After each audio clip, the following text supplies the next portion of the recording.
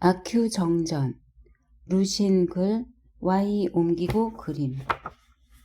제1장 여는 글. 내가 아큐에 전기를 쓰려고 한 것은 한두 해 전의 일이 아니다. 그러나 쓴다 하면서도 자꾸 망설이곤 했다. 그 이유는 나 자신이 후세에 이름을 남길 만한 사람이 못되기 때문이었다. 옛날부터 훌륭한 작품은 훌륭한 사람이 전한다고 했다. 즉 사람은 글을 통해 알려지고 글은 사람에 의해 전해진다는 뜻인데, 그렇다면 누가 무엇을 전하느냐, 무엇이 누구를 알리느냐 하는 것이 모두 애매해지게 된다. 또한 내가 아큐의 이야기를 전하기로 마음먹고 보니 마치 귀신에게 홀린 것만 같은 느낌이 들었다. 마침내 아큐의 이야기를 쓰기로 작정하고 붓을 들었을 때 나는 여러 가지 어려움에 부딪히게 되었다. 그 첫 번째가 제목이었다. 공자님이 말씀하시기를 이름이 바르지 못하면 일이 순조롭지 못하다고 했다. 제목에 가장 신경을 써야 하는 것은 당연한 일이다. 전기를 이루는 말은 매우 많다. 열전, 자전, 내전, 외전, 가전, 별전, 소전 등. 하지만 안타깝게도 이 중에 아큐의 이야기에 맞는 것은 없었다. 열전이라고 하면 어떨까? 그러나 아큐는 수많은 위인들과 함께 역사에 기록될 만한 인물이 아니다. 그러면 자전은 어떨까? 그러나 내가 아큐 자신이 아니니 그럴 수도 없다. 더구나 나는 아큐와 종씨인지 아닌지도 모르고 그 자손으로부터 부탁받은 일도 없으니 가전도 아니다. 외전으로 하자니 내전이 없어서 안 되고, 내전으로 하자니 아큐는 신선이 아니라서 말이 안 되었다. 결국 이 글은 본전으로 분류할 수밖에 없었다. 그러나 솔직히 내 문장은 짐스레꾼이나 장돌뱅이가 쓰는 말처럼 천박해서 감히 본전이라고 내세울 수도 없다. 할 수 없이 옛날 소설가들이 흔히 쓰던 잡담은 그만두고 본론으로 들어가서 라는 뜻의 정전 두 자를 빌려다가 제목으로 삼았다. 두 번째로 어려웠던 점은 흔히 전기의 첫머리에는 이름은 무엇이며 어디 출신인지 써 넣어야 하는데 나는 아큐의 성이 무엇인지 모른다는 것이었다. 한 번은 그의 성이 짜오인 것 같기도 했다. 그런데 그 다음 날이 되니 다시 애매해져 버리고 말았다. 짜오 영감의 아들이 수재, 지방 과거 시험의 명칭으로 과거에 급제한 사람을 일컫는 말이기도 함에 급제했을 때의 일이었다. 떠들썩한 징소리와 함께 그 소식이 온 마을에 전해졌다. 마침 독한 술을 두세 잔 걸친 아큐는 덩실덩실 춤을 추면서 기뻐했다. 그러면서 이번 일은 그에게도 커다란 영광이라고 말하는 것이었다. 왜냐하면 자기는 원래 짜오 영감네와 한 집안인데다가 족보를 따져보면 수재한테 증조 할아버지 뻘이 된다는 것이었다. 그때 옆에서 듣고 있던 사람들은 속으로 매우 놀라워했다. 그리고 아큐에게 존경심까지 품게 되었다. 그런데 그 이튿날 A장, 마을의 촌장인 띠빠오가 아큐를 짜오 영감네로 끌고 갔다. 짜오 영감은 아큐를 보자마자 얼굴이 벌개져서 호통을 쳤다. 아큐, 이 발칙한 놈, 내 놈이 감히 우리와 한 집안이라고 말했다지? 아큐는 아무 대답도 하지 않았다. 짜오 영감은 생각할수록 화가 치미는지 몇 발짝 다가서며 소리를 질렀다. 내 놈이 감히 그따위 소리를 짓거려? 내가 어떻게 너 같은 놈하고 한 집안이란 말이냐? 내 놈이 짜오 씨라고? 그래도 아큐는 대꾸하지 않고 뒷걸음질만 쳤다. 그러자 짜오 영감이 달려들어 냅다 따기를 올려붙였다. 내 놈이 어떻게 짜오 씨가 될 수 있어? 내 놈이 짜오 씨가 될 자격이나 있어? 아큐는 자기가 틀림없는 짜오 씨라고 말하지 않았다. 그저 왼쪽 뺨을 문지르면서 띠빠오에게 끌려 나왔을 뿐이다. 밖으로 나온 아큐는 띠빠오에게 또 한바탕 시달리고 나서 벌금 200냥까지 바쳐야 했다. 이 이야기를 들은 사람들은 모두 아큐가 터무니없는 소리를 짓거려서 매를 버는 거지 하고 비웃었다. 그리고 그는 아마 짜오씨가 아닐 거야. 진짜 짜오씨라고 해도 짜오 영감 앞에서 그런 허튼 소리는 하지 말았어야지 하고 수군거렸다. 어쨌든 이 일이 있고 나서 더 이상 그의 성씨에 대해 말을 꺼내는 사람이 없었고 나도 결국 아큐의 성이 무엇인지 알 수 없게 되었다. 세 번째로 나는 아큐의 이름을 어떻게 쓰는지도 몰랐다. 살아있을 적에는 사람들이 그를 아퀘이라고 불렀지만 죽은 다음에는 아퀘이라는 이름을 두 번 다시 입에 올리지 않았다.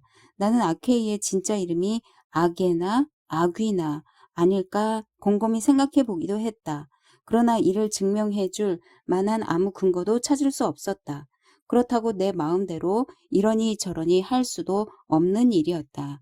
그 퀘이라는 어려운 발음도 좀 의심스러웠다. 그래서 짜오 영감의 아들인 수재에게 물어보았다.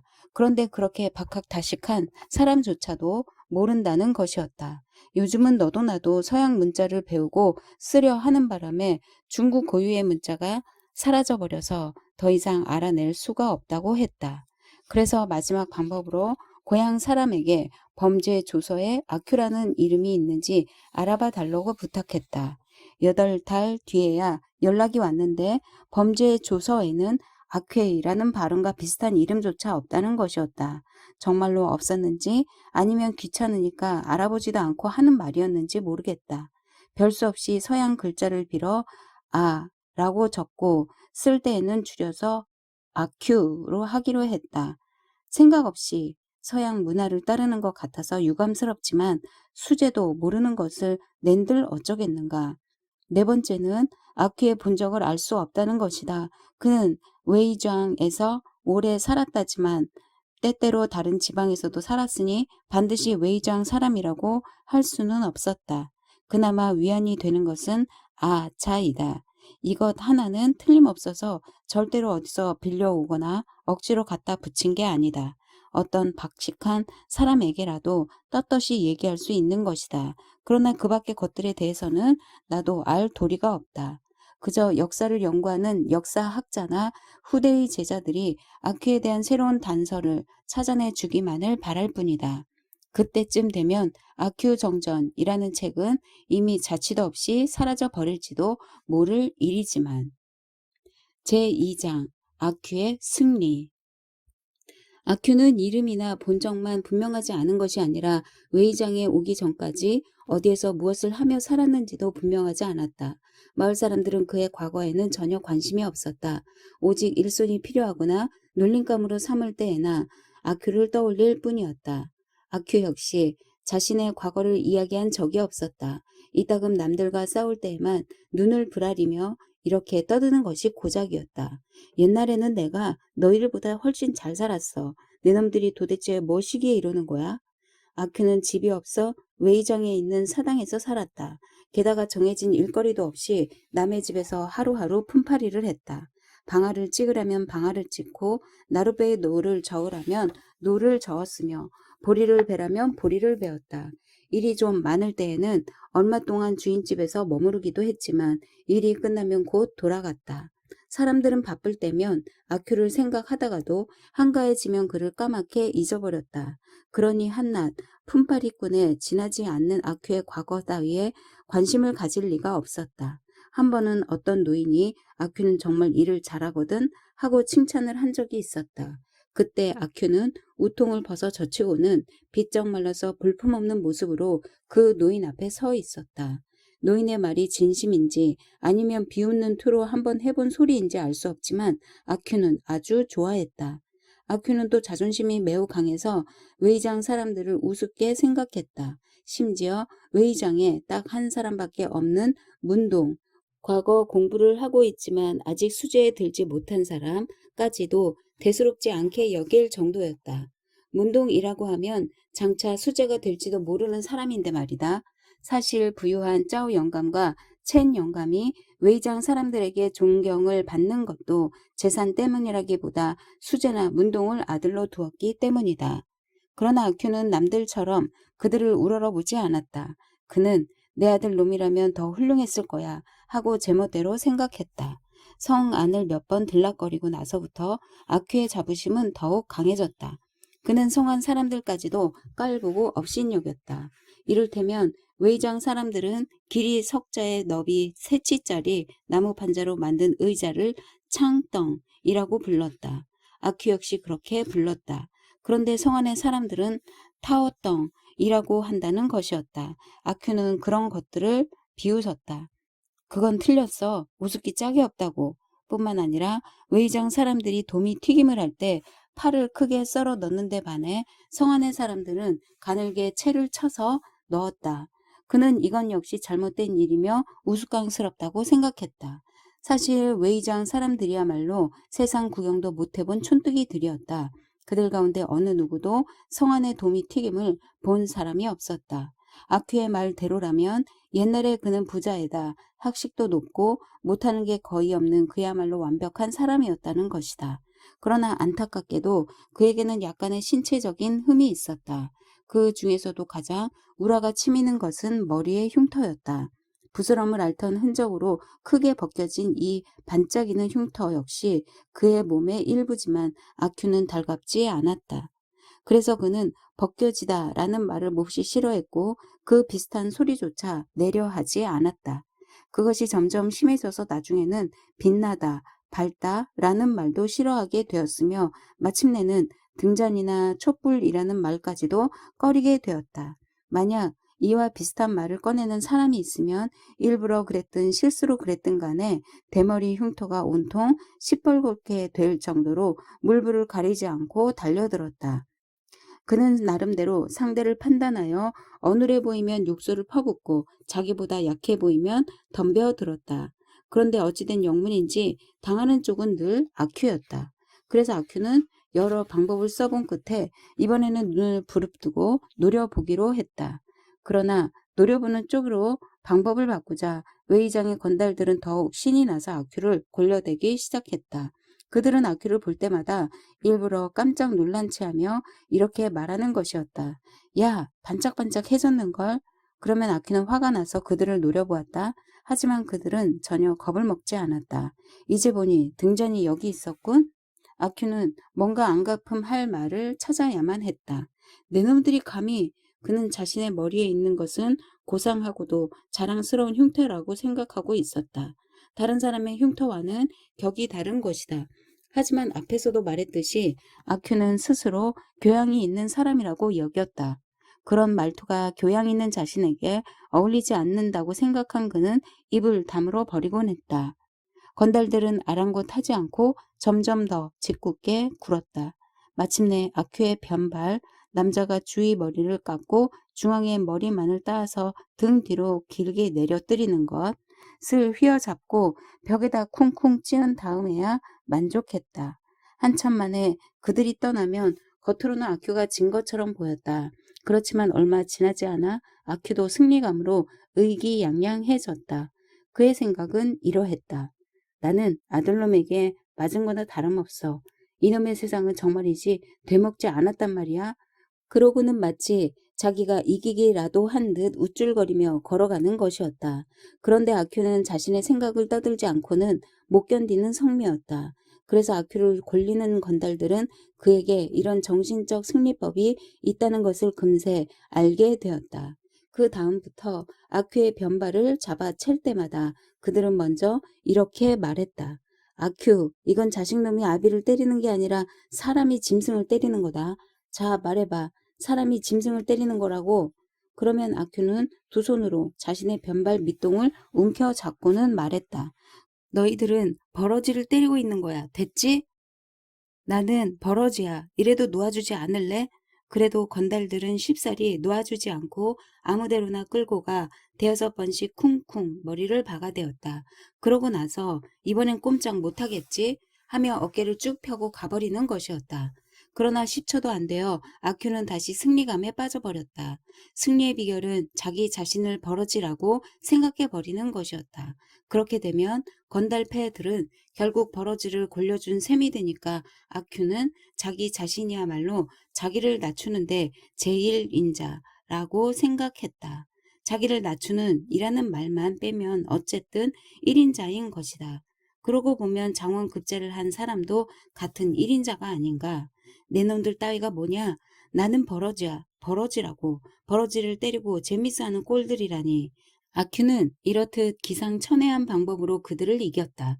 그러고는 금세 기분이 좋아져서 선술집으로 달려갔다. 그는 일단 선술집에서 술을 몇 대접 들이켜고 나서 다른 사람들과 한바탕 시시덕거리기도 하고 말다툼도 했다.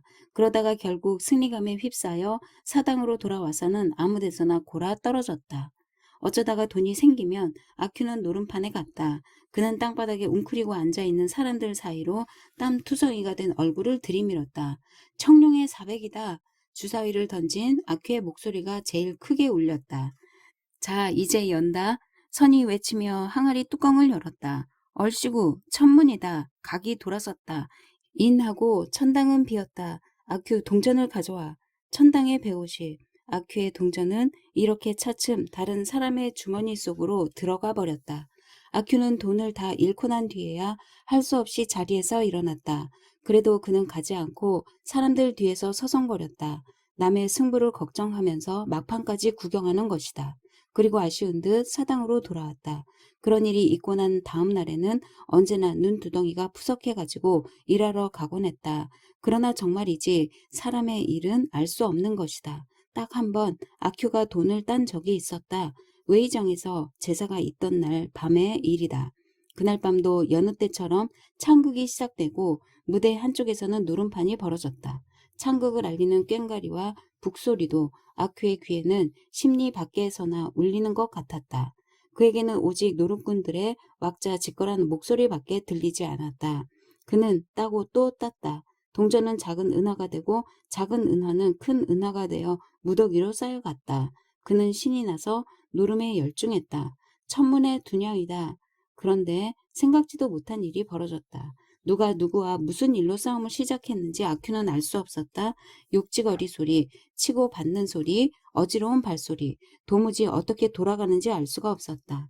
한바탕 소동이 지나가고 나서 겨우 일어나 보니 노름판은 간 곳 없고 사람들도 보이지 않았다. 온몸이 쿡쿡 쑤셨다. 아마 꽤나 얻어맞고 걷어차인 모양이었다. 구경꾼 몇 사람만이 이상하다는 듯 그를 쳐다보고 있었다. 아큐는 뭔가 잃어버린 것 같다고 생각했지만 서둘러 사당으로 돌아왔다. 마음이 가라앉은 다음에야 그는 한 무더기나 되던 은화가 한 푼도 남아있지 않은 사실을 알아차렸다. 제삿날 벌어지는 노름판에는 다른 마을 사람들이 대부분이었다. 대체 어디 가서 돈을 찾는단 말인가? 하얗게 반짝반짝 빛나던 은하더미.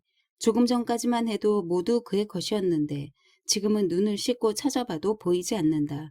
아들놈에게 빼앗겼다고 생각해도 화가 나고 자신이 벌어지라고 생각해봐도 섭섭하고 억울하기는 마찬가지였다. 이번에야말로 아큐는 패배의 고통을 뼈저리게 느꼈다. 그러나 아큐는 재빨리 패배를 승리로 바꾸었다. 그는 자기 뺨을 연달아 2번 힘껏 후려 갈겼다. 맞은 데가 후끈후끈 달아올랐다. 그러고 나니 마음이 조금 위로되었다. 이윽고 때린 사람은 자신이고 맞은 사람은 다른 사람 같았다. 그러자 남을 때렸을 때와 같은 느낌이 들면서 기분이 좋아졌다. 뺨은 여전히 후끈거렸지만 아큐는 흡족했다. 그는 자리에 벌러덩 누웠다. 그리고 깊은 잠에 빠져들었다. 제3장 계속되는 승리.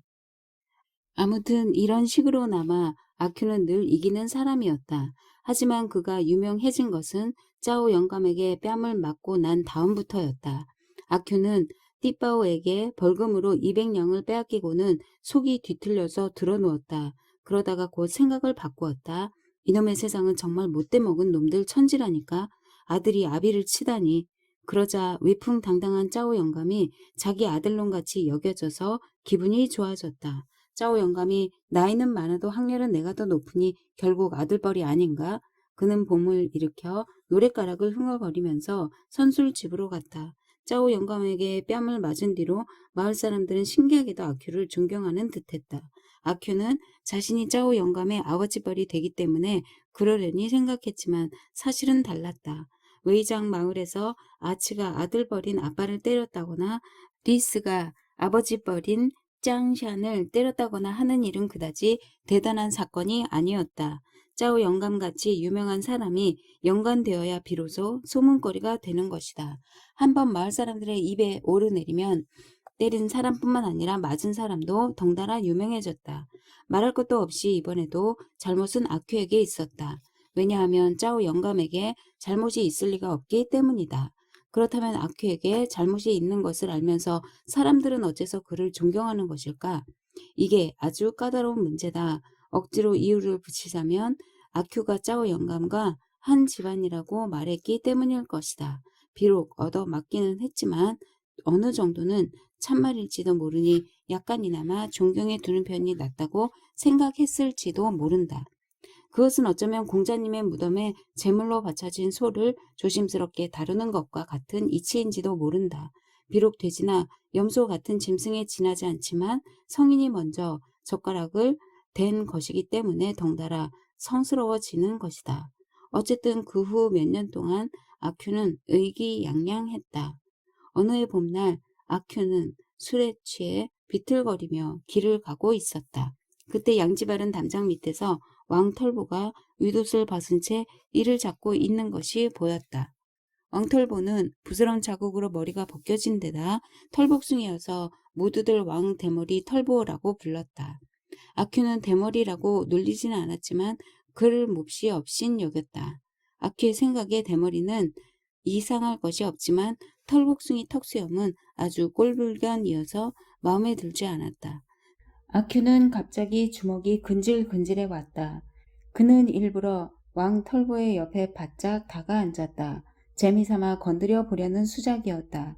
다른 건달들 같으면 아큐가 함부로 다가갈 수 없었을 것이다.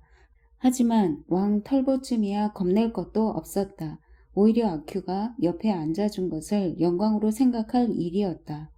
아큐는 왕털보 옆에서 다 떨어진 겹 윗옷을 벗어들고 이를 찾기 시작했다. 빤지 얼마 되지 않아 그런지 아니면 재주가 없어서인지 한참 만에 겨우 서너 마리를 잡을 수 있었다. 그런데 왕털보를 보니 한 마리, 두 마리, 세 마리 계속 이를 잡아 입에다 넣고 툭툭 소리를 내며 깨물고 있었다. 아큐는 처음에는 실망하다가 나중에는 약이 올랐다. 저 볼품없는 왕털보에게도 저렇게 이가 많은데 자기에게는 조금밖에 없다니 이래서는 체면이 말이 아니다. 그는 한두 마리라도 더 큰 놈을 잡으려고 서둘렀으나 이가 눈에 띄지 않았다. 겨우 중간치 한 마리를 잡아 두꺼운 입술 사이로 밀어넣고 꽉 깨무니 찍 하는 소리밖에 나지 않았다. 또 왕털보에게 진 것이다. 아큐의 머리 흉터가 시뻘겋게 달아올랐다. 그는 옷을 땅바닥에 냅다 팽개치면서 바닥에 침을 탁 뱉었다. 이 털버러지 같은 놈, 털 빠진 개 같은 놈, 누구한테 육지거리야? 왕털보가 눈을 찌뜨면서 외쳤다. 아큐는 요사이 사람들로부터 존경받는다고 느끼며 거드름을 피우고 있던 터였다. 상대가 싸움질을 잘 하는 건달이라면 그래도 겁을 먹겠지만 그날은 상당히 용감했다. 털복숭이 주제에 누구한테 함부로 짓거려? 아큐가 벌떡 일어섰다. 그러고는 거만하게 두 손을 허리에 대고 누구긴 말했다. 누구야. 바로 내 놈한테지. 너 몸뚱이가 근질거리는 모양이구나. 왕털보도 벌떡 일어서더니 옷을 팽개치며 말했다. 아큐는 그가 꽁무니를 빼려는 줄 알고 잽싸게 달려들어 주먹을 쳐들었다. 그런데 주먹이 미처 닿기도 전에 왕털보에게 잡혀버리고 말았다.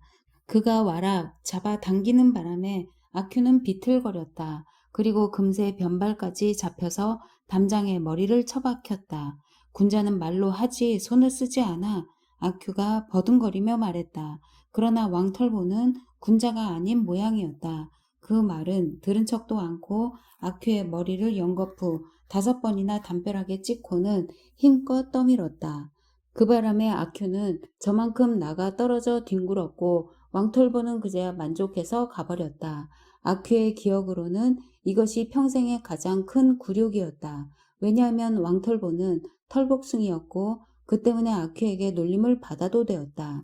그러나 털복숭이가 아큐를 놀려서는 안 되는 것이다. 하물며 손찌검을 한다는 것은 상상할 수도 없는 일이었다.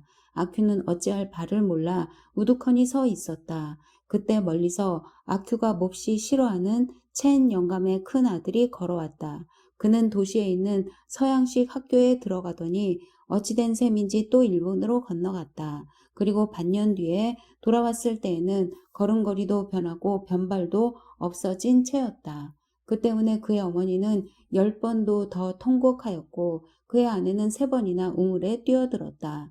나중에 그의 어머니는 가는 곳마다 이렇게 말하며 다녔다. 글쎄 술에 잔뜩 취한 틈을 타서 어떤 못된 놈들이 우리 아들 변발을 몰래 잘라 버렸대요. 훌륭한 관리가 될 수 있었는데 하는 수 없이 다시 자라기를 기다려야죠. 그러나 아큐는 그 말을 믿지 않고 악착같이 가짜 양놈이라고 불렀다. 그리고 그를 볼 때마다 속으로 욕을 퍼부었다. 아큐가 특히 싫어한 것은 그의 머리였다.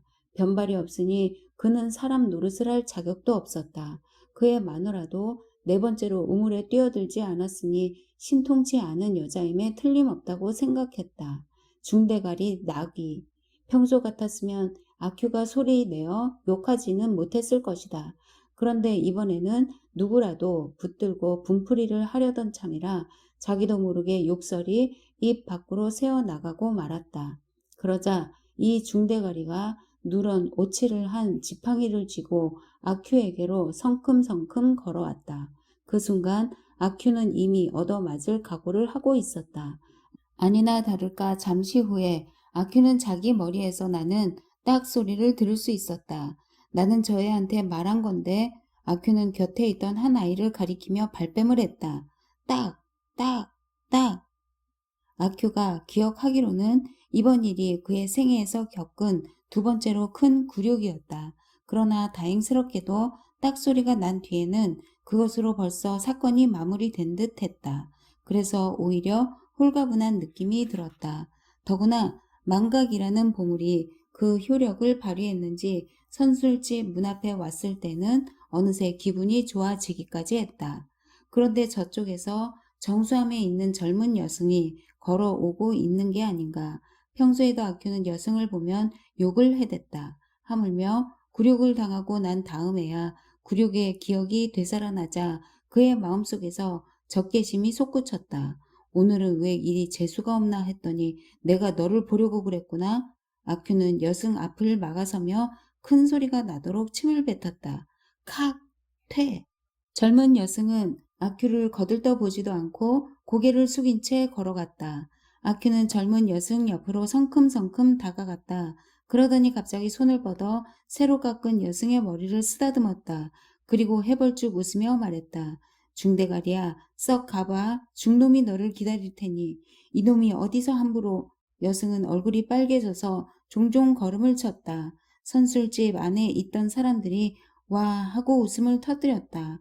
아큐는 자기의 짓궂은 행동이 인정을 받은 것 같아서 다시 의기양양해졌다. 중놈은 괜찮고 내가 만지는 건 안 된단 말이냐? 아큐가 여성을 쫓아가 볼을 꼬집었다. 선술집 안에서 또 한 번 웃음이 일었다. 더욱더 신이 난 아큐는 구경꾼들을 만족시키기 위해 다시 한번 힘을 주어 여성을 꼬집은 다음 놓아주었다. 이 한판의 승리로 아큐는 벌써 왕톨보와의 일도 가짜 양놈과의 일도 깨끗이 잊어버렸다. 오늘 생겼던 재수없는 일을 모두 안갚음한 것처럼 기분이 좋아졌다. 이런 평생 자식 구경도 못할 아큐노아. 멀리서 젊은 여성이 울먹이며 욕을 퍼붓는 소리가 들렸다. 이히히히. 아큐는 흡족해서 웃어댔다. 으하하하. 선술집에 있던 패거리도 신이 나서 웃어댔다. 제4장 사랑은 쓰다. 어떤 사람은 저기 호랑이나 매 같기를 바라고 그래야만 비로소 승리의 기쁨을 느낀다. 그런 부류의 사람은 양이나 병아리 같은 적을 만나면 승리의 기쁨은커녕 기분이 상한다고 한다. 또 어떤 사람은 적을 모조리 무찔러 버리고 나면 쓸쓸해져서 승리의 쓸쓸함을 맛보게 된다고도 했다. 그러나 우리의 아큐는 그런 약해 빠진 사람이 아니었다. 그는 영원한 승리자였다. 이 또한 중국의 정신 문명이 전 세계에서 가장 우수하다는 것을 과시하는 증거의 하나인지도 모른다. 아큐는 온종일 하늘을 날 것 같은 기분으로 돌아다니다가 사당으로 돌아왔다. 여느 때 같으면 들어 눕자마자 코를 골아야 하는데 이날 밤 그는 좀처럼 잠들 수가 없었다. 이상하게 그의 엄지손가락과 집게손가락이 평소와는 달리 매끄럽게 느껴졌다. 젊은 여성의 얼굴에서 무언가 보드랍고 매끄러운 것이 그의 손가락으로 옮아온 것일까? 아니면 손가락이 매끄러워지도록 여성의 얼굴을 쓰다듬은 탓일까? 이런 평생 자식 구경도 못할 아큐노마. 젊은 여성의 목소리가 아큐의 귓전에 다시 울려 퍼졌다. 그는 생각했다. 그래, 여자가 있어야 한다. 여자가 없으면 자식이 없고 자식이 없으면 죽은 뒤에 제사밥 한 그릇도 얻어 먹지 못할 테니까. 한 맺힌 귀신처럼 죽어서까지 구천을 떠돌며 굶주리게 된다면 이것은 사람으로 태어나서 크나큰 슬픔이다. 여자, 여자, 여자가 있어야겠다. 이날 밤 아큐가 언제쯤 코를 골기 시작하였는지는 모른다. 그러나 이때부터 그의 마음이 들뜨기 시작한 것은 확실하다. 이것만 보아도 여자가 해로운 것임을 알 수 있다. 원래 중국 남자들은 거의가 성인이 될 기질이 있으나 안타깝게도 여자 때문에 모두 실패하고 만다. 상나라는 달기 때문에, 주나라는 포사 때문에 망했으며 진나라 역시 역사책에 밝혀져 있지는 않지만 여자 때문에 망했다고 해도 크게 틀린 말은 아닐 것이다. 그리고 한 나라의 동탁은 분명 초선에 의해 죽은 것이다. 아큐는 원래 모든 면에서 올바른 사람이었다. 어떤 훌륭한 스승의 가르침을 받았는지는 모르지만 그는 남녀 유별에 대해서 특히 엄격했다. 또 젊은 여성이나 가짜 양놈 같은 무리를 물리치는 정의감도 충분히 갖추고 있었다. 그의 주장은 이러했다. 대체로 젊은 여성이란 을에 중가통하며 여자가 혼자서 밖으로 나돌아다니는 것은 반드시 남자를 유혹하려는 것이다. 또 남자와 여자가 둘이서만 으슥한 곳을 찾는 것은 반드시 무슨 꿍꿍이가 있기 때문이다. 그래서 아큐는 그런 자들을 보기만 하면 경계하는 눈빛으로 흘겨보거나 큰 소리로 욕을 해주고 인적 없는 곳이면 뒤에서 돌을 던지기도 했다. 그러나 누가 알았으랴 바야흐로 홀로 설 수 있다는 나이 30에 젊은 여성 때문에 마음이 들떠 버릴 줄이야. 이렇게 들뜬 정신은 고상한 인격을 지닌 사람한테는 어울리지 않는다. 그러니까 여자란 정말 요사스런 존재이다. 젊은 여성의 얼굴이 매끄럽지 않았다면 또는 얼굴을 보자기로 가리고 다녔다면 아큐가 넋을 빼앗기는 일은 없었을 텐데 5, 6년 전에 아큐는 창극 무대 아래에서 사람들 틈에 끼어 어떤 여자의 허벅지를 꼬집어 본 적이 있었다. 그때는 바지 위로 꼬집었기 때문에 그다지 들뜨지 않았다. 그러나 젊은 여성의 경우는 달랐다. 아큐는 남자를 유혹하려는 여자를 항상 경계했다. 그러나 여성은 아큐를 보고 웃지도 않았고 수상한 말을 걸어오지도 않았다. 그런데도 아큐는 여성에게 유혹당하고 말았던 것이다. 아, 이것도 여자가 요사스럽다는 것을 나타내는 증거이다. 여자들은 모두가 얌전한 척 자신을 숨기는 것이다. 다음날 아큐는 짜오 영감내서 하루 종일 방아를 찧었다. 저녁 식사를 마친 뒤에는 부엌에 앉아 담배를 한 대 피우고 있었다. 그때 설거지를 끝낸 짜오 영감네 하녀 우마가 아큐에게 말을 걸어왔다. 우마는 짜오 영감네의 유일한 하녀였다. 마님께서 이틀째 아무것도 드시지 않아 영감님이 작은 마님을 들이신 뒤로는 여자, 우마, 여자, 작은 마님. 작은 마님은 8월이면 아기를 낳으실 거래. 여자. 아큐는 담뱃대를 팽개치고 벌떡 일어섰다. 작은 마님은 우마는 계속 말하고 있었다. 너 나하고 살자. 나하고 살자. 아큐는 덥석 달려들어 우마 앞에 무릎을 꿇었다. 아주 잠깐 동안 정적이 흘렀다. 에그머니나. 우마는 놀라서 벌벌 떨다가 비명을 지르며 밖으로 뛰어나갔다. 끝내는 우는 것 같았다. 아큐는 한동안 벽을 향해 멍하니 꿇어 앉아 있었다. 이내 빈 의자를 잡고 천천히 몸을 일으켰다. 일이 잘못되었다는 생각이 들었다. 덜컥 겁이 났다. 아큐는 서둘러 담뱃대를 허리춤에 꽂고 어서 방 하나 치워야겠다고 생각했다. 바로 그때 딱 하는 소리가 나더니 머리가 아찔했다. 얼른 뒤를 돌아보니 수제가 굵은 대나무 몽둥이를 들고 서 있었다. 이 못된 놈, 감히.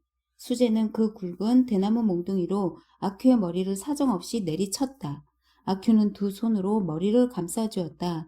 이번에는 손가락에서 딱 소리가 났다. 손가락에 정통으로 맞은 것이다. 정말 아팠다. 그는 손가락을 부여잡고 부엌에서 도망쳤다.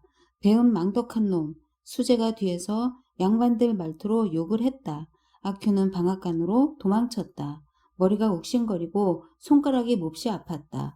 배은 망덕한 놈이라고 하던 수제의 말이 아직도 귀에 쟁쟁하게 남아있었다. 외이장 촌놈들한테서는 이런 욕을 들어본 적이 없었다. 관아에 있는 높은 양반들이나 쓰는 말투여서 더욱 두려웠다. 덕분에 여자 생각은 씻은 듯이 사라져버렸다. 게다가 욕을 먹고 두들겨 맞았으니 사건이 또 하나 마무리된 것 같아서 다행이라는 생각까지 들었다. 아큐는 다시 방아를 찢기 시작했다. 한참 동안 방아를 찢고 나니 땀이 났다. 일손을 멈추고 웃옷을 벗었다. 그런데 밖에서 떠들썩한 소리가 들려왔다. 구경하는 것을 좋아하는 아큐는 얼른 그 소리를 따라가 보았다. 소리는 짜오 영감네 안뜰에서 들려왔다. 으스름한 저녁이었지만 여러 사람이 모여 있다는 것을 알 수 있었다. 짜오네 영감네 식구들이 다 있었는데 이틀 동안이나 식사를 걸렀다는 마님까지 나와 있었다. 그뿐 아니었다. 이웃집 짜오치 부인과 친척이라는 짜오 바이엔, 짜오 스천도 있었다. 마침 작은 마님이 우마의 손을 끌고 하녀 방에서 나오고 있었다. 이리 나와 방구석에 숨어 있지만 말고 내 행실이 바르다는 걸 누가 몰라? 그건 세상이 다 아는 일이야. 그러니 절대로 엉뚱한 생각하면 안 돼. 짜오치 부인도 옆에서 거들었다. 우마는 계속 울기만 했다. 무엇라고 말을 하는 것 같기는 하지만 알아들을 수가 없었다. 호, 재미있는걸. 저 젊은 과부가 대체 무슨 짓을 저질렀을까? 아큐는 이런 생각을 하며 짜오스천 옆으로 다가갔다. 그때 수제가 아까처럼 대나무 몽둥이를 들고 그에게 달려왔다. 그것을 보자 아큐는 이 소란이 아무래도 자기와 관련된 것 같다는 생각이 들었다. 그는 몸을 휙 돌려 재빨리 도망쳤다. 방앗간으로 도망치려 했으나 수제의 대나무 몽둥이가 길을 막는 것이 아닌가. 그래서 그는 뒷문으로 빠져나와 단숨에 사당으로 돌아왔다. 잠시 앉아 있으려니 온몸에 소름이 돋고 오슬오슬 한기가 느껴졌다. 봄이라고는 하지만 밤이면 꽤나 쌀쌀했다. 옷을 벗고 다니기에는 아직 일렀다. 그제야 짜오 영감네에 윗옷을 두고 온 것이 생각났다. 옷을 가지러 가자니 그 무서운 수제의 대나무 몽둥이가 떠올랐다. 그때 띠빠오가 들어왔다. 아큐, 이 나쁜 놈아. 짜오 영감네 하녀까지 희롱해? 내 놈 때문에 나까지 잠을 못 자게 됐잖아. 이 망할 놈아. 띠빠오가 한바탕 설교를 늘어놓았다. 아큐는 대꾸할 말이 없었다. 띠빠오는 말썽을 일으켰으니 마땅히 벌을 받아야 하고 밤에 일어난 일이니까 벌금은 2배라고 했다. 아큐는 돈이 없어 털모자를 대신 빼앗겼다. 털모자를 빼앗기고도 다음 5가지 조항에 서약을 해야 했다. 첫째, 아큐는 내일 붉은 초 반드시 한 근짜리로 할 것, 한 쌍, 향 한 봉지를 가지고 짜오씨 댁에 가서 용서를 빈다. 둘째, 짜오씨 댁에서 무당을 불러 목 매달아 죽은 귀신을 쫓는 굿을 할 때 그 돈을 아큐가 낸다. 셋째, 이후로 아큐는 짜오씨 댁 문턱도 밟을 수 없다. 넷째, 이후에라도 우마에게 다른 일이 생기면 그 책임은 아큐에게 묻는다. 다섯째, 아큐는 품삯과 윗옷을 찾아갈 수 없다. 아큐는 별 수 없이 모두 승낙했다. 그러나 유감스럽게도 돈이 없었다. 다행히 봄이라 필요 없게 된 솜 이불이 있어 이것을 엽전 2,000양에 팔아서 서약을 지켰다. 아큐는 윗옷도 입지 못한 채 머리를 조아려 빌었다. 서약을 지킨 후에 뜻밖에도 돈 몇 푼이 남았다. 아큐는 그 돈으로 빼앗긴 털모자를 찾을 생각은 하지 않고 몽땅 술을 마셔버렸다. 그런데 기가 막힌 것은 짜오 영감 내에서는 아큐의 돈으로 아무것도 하지 않았다는 것이다. 무당을 부르기는커녕 향불을 피우거나 초를 켜지도 않았다. 그저 짜오 부인이 불공을 드릴 때 쓰려고 잘 보관해 두었다고 한다. 게다가 아큐의 누더기 윗옷은 작은 마님이 8월에 낳을 아기의 기저귀감이 되었고 나머지 누더기 조각은 우마의 신발 밑창이 되었다는 것이다. 제5장 이제 어떻게 살지? 아큐는 서약대로 용서를 빌고 나서 사당으로 돌아왔다. 해가 기울어 갈수록 차츰 세상이 이상해지는 듯한 느낌이 들었다. 곰곰이 생각해보니 그것은 자기가 벌거벗고 있기 때문인 것 같았다. 그는 누더기 겹옷이 하나 남아있는 것을 생각해냈다. 그 옷을 찾아 몸에 걸치고 벌렁 들어 누웠다. 아큐가 다시 눈을 떴을 때는 해가 벌써 서쪽 담 위에서 비치고 있었다. 아큐는 몸을 일으키면서 중얼거렸다. 빌어먹을. 실컷 잠을 자고 일어난 그는 여느 때와 마찬가지로 거리를 쏘다녔다. 벌거 벗었을 때 느껴지던 살을 애는 추위는 없었다. 그런데 또 세상이 이상하게 돌아가는 것 같았다. 마을의 여자들이 갑자기 부끄럼을 타기 시작한 모양이었다. 여자들은 아큐가 나타나기만 하면 너나 없이 재빨리 안으로 숨어버렸다. 50살 가까운 나이에 짜오치 부인도 남들을 따라 숨으면서 11살밖에 안 된 여자아이까지 불러들이는 게 아닌가. 아큐는 이상한 일이라고 생각했다. 이것들이 갑자기 대같이 마치에 흉내를 내려는 건가? 이런. 이상한 것은 그뿐만이 아니었다. 첫째로 선술집에서 아큐에게 외상 술을 주려 하지 않았다. 둘째로는 사당을 관리하는 영감이 그에게 나가 달라는 눈치를 보이며 갑자기 쓸데없이 시비를 걸어오기 시작한 것이다. 셋째로 며칠이나 되었는지는 모르지만 아무튼 꽤 오랫동안 일을 주겠다는 사람이 한 명도 없었다. 외상수를 주지 않으면 참으면 되고 늙은이가 쫓아내려고 하면 귀찮은 대로 내버려 두면 되지만 일이 없으면 아큐는 배를 골아야 했다. 이것만은 정말 빌어먹을 일임에 틀림없는 일대 사건이었다. 아큐는 배고픔을 견딜 수가 없었다. 하는 수 없이 단골집을 기웃거리며 일을 시켜달라고 부탁해 보았다. 그러나 여전히 짜오 영감네 근처에는 갈 생각을 하지 못했다. 사태는 분명히 달라져 있었다. 어느 집이나 꼭 남자가 나와서 귀찮다는 표정을 지으며 거지를 쫓듯이 손을 내저었다. 내가 할 일은 없어. 없어 썩어져. 생각할수록 이상한 일이었다. 이런 집들은 일이 많아서 언제나 품팔이꾼이 필요했다. 갑자기 할 일이 없어진 것도 아닐 텐데 아무래도 이상했다. 아큐는 조심스럽게 이 집 저 집 살펴보았다. 알고 보니 어느 집에서나 일거리가 있으면 샤우디란 놈을 부르고 있었다. 샤우디는 가난뱅이이고 말라 빠진 데다가 일도 제대로 하지 않는 놈이었다. 그런데 이런 놈이 내 밥줄을 끊으려고 하다니. 아큐는 화가 치밀었다. 며칠 후 아큐는 첸 영감네 담장 밑에서 우연히 샤오디를 만났다. 원수는 외나무 다리에서 만난다더니 아큐는 다짜고짜 소리쳤다. 그러자 샤오디가 놀라 우뚝 멈춰 섰다. 이 버러지 같은 놈! 아큐는 눈을 부릅뜨고 우르렁거렸다. 입에서는 침이 튀었다. 아큐! 샤오디는 기가 죽어서 말했다. 그래, 나는 버러지야. 이제 됐지? 아큐는 샤오디의 이렇게 겸손한 태도에 도리어 비위가 상했다. 아큐는 샤오디에게 덤벼들어 그의 변발을 잡아챘다. 그러자 샤오디도 아큐의 변발을 잡아챘다. 샤오디는 한쪽 손으로는 자기 머리채를 감싸쥐었다. 아큐도 비어있는 손으로 자기 머리채를 감아쥐었다. 옛날 같으면 샤오디는 어림도 없는 상대였다. 그러나 요즘 너무 굶주려 아큐도 샤오디 못지않게 말라 있었다. 그래서 힘도 엇비슷했다. 네 개의 손이 두 개의 머리를 서로 움켜잡고 허리를 구부려 마치 첸 영감네 흰 담장에 푸른 무지개를 그려낸 것 같은 모양을 하고 있었다.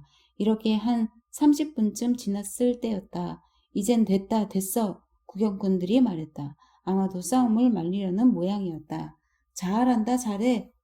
구경꾼들이 또 외쳤다.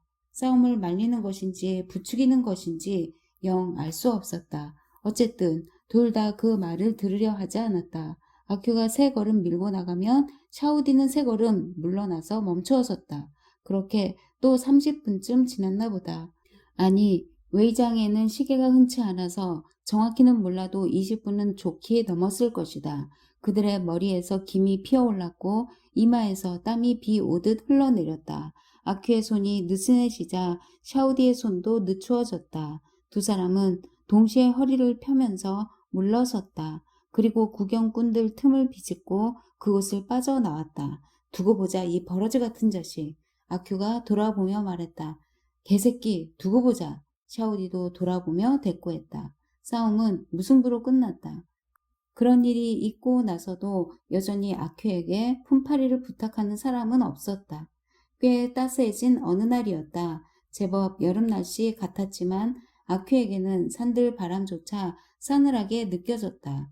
추운 것은 그래도 견딜만 했다. 그러나 배고픈 것은 더 이상 참을 수가 없었다. 솜니불, 털모자, 위도등은 이미 없어진 지 오래였고 얼마 전에는 누비옷마저 팔아넘겼다. 지금은 바지만 남아있는데 이것만은 절대로 벗을 수가 없었다. 누더기 겹옷이 한 벌 있긴 했다. 그러나 신발, 밑창감이나 한다면 모를까 팔아봤자 돈이 되지 못할 것이었다. 아큐는 다 쓰러져 가는 집 귀퉁이에 혹시 동전이라도 떨어져 있지 않나 해서 사방을 두리번거렸다. 그러나 집 구석에 어느 하나에도 동전 한 입 나와 주질 않았다. 집안은 텅텅 비었을 뿐이었다. 아큐는 어쩔 수 없이 밖에 나가 먹을 것을 구해보기로 했다. 그는 길을 가면서 밥을 빌어볼 생각이었다. 단골 술집과 낯익은 만두집이 보였다. 그러나 그는 그냥 지나쳐 버렸다. 발길을 멈추지도 않았다. 빌어볼 마음도 생기지 않았다. 그가 바라는 것은 이런 것이 아니었다. 그렇다면 도대체 무엇을 바라는 것일까? 아큐 자신도 알 수 웨이장은 없었다. 그다지 큰 마을이 아니다. 걷기 시작한 지 얼마 되지 않아서 아큐는 마을 밖으로 나왔다. 마을을 벗어나면 거의가 논이었다. 새로 심은 모가 파릇파릇했다. 간간히 밭을 가는 농부들의 모습도 보였다. 그러나 아큐에게는 이런 전원 풍경을 감상할 여유가 없었다. 이런 것은 밥을 구하는 일과는 거리가 멀다는 것을 잘 알고 있었기 때문이다. 무작정 걷다 보니 어느덧 정수함 앞이었다. 암자 주위도 온통 논뿐이었다. 푸르게 물이 오른 나무들 사이에 흰 담장이 솟아있는데 뒤쪽에 나지막한 담장 안은 채소 밭이었다. 아큐는 잠시 머뭇거리다가 사방을 둘러보았다. 다행히 아무도 보이지 않았다. 그는 곧 낮은 담을 기어올라 새 박불이 덩굴을 휘어잡았다. 토담의 흙덩이가 주르르 떨어져 내렸다. 아큐의 다리가 덜덜 떨렸다. 그는 가까스로 뽕나무 가지를 붙잡고 담 안쪽으로 뛰어내렸다. 담장 안은 매우 울창했다. 그러나 술이나 만두나 그 밖에 먹을 만한 것은 하나도 없는 것 같았다. 서쪽 담을 끼고는 대숲이 있었다. 그 아래쪽에는 죽순이 올라와 있었지만 유감스럽게도 삶아 익힌 것이 아니었다. 유채도 있었지만 벌써 씨가 들었고 가재는 꽃이 달려 있었다. 또 배추는 이미 쇠어버렸다. 아큐는 실망하여 천천히 채소밭 입구 쪽으로 걸어갔다. 그러다가 갑자기 기뻐하며 소리를 질렀다. 그것은 분명히 무밭이었다. 그는 곧 쭈그리고 앉아 물을 볶기 시작했다. 그때 갑자기 문이 열리더니 둥그런 머리가 쑥 나왔다가 바로 들어가 버렸다. 틀림없는 젊은 여승이었다. 그러나 아큐는 젊은 여승쯤은 아주 우습게 여겨왔다. 그는 재빨리 무 4개를 뽑아서 무청을 비틀어 버리고는 품속에 쌓아 안았다. 그런데 갑자기 문이 열리더니 늙은 여승이 고개를 내밀었다. 나무아미타불, 아큐, 어째서 남의 채소밭에 뛰어들어 물을 훔치느냐. 아이고 불쌍한 놈, 나무아미타불. 내가 언제 당신네 채소밭에 들어가 물을 훔쳤어? 아큐는 도망치듯 뒤돌아 뛰기 시작했다. 그렇다면 그건 뭐냐? 늙은 여승이 그의 옷석을 가리켰다. 이게 당신 거야? 무에게 물어볼까? 당신 게 맞냐고. 이렇게 말하면서 아큐는 속력을 내었다. 뒤에서 커다란 검둥개가 쫓아왔다. 이놈은 원래 앞문을 지키던 개인데 어느새 뒤뜰까지 따라왔는지 알 수가 없었다. 검둥개는 으르렁거리면서 쫓아와 아큐의 다리를 물어뜯으려 했다. 이때 품속에서 무 하나가 떨어졌다. 그 바람에 검둥개가 놀라서 멈칫했다.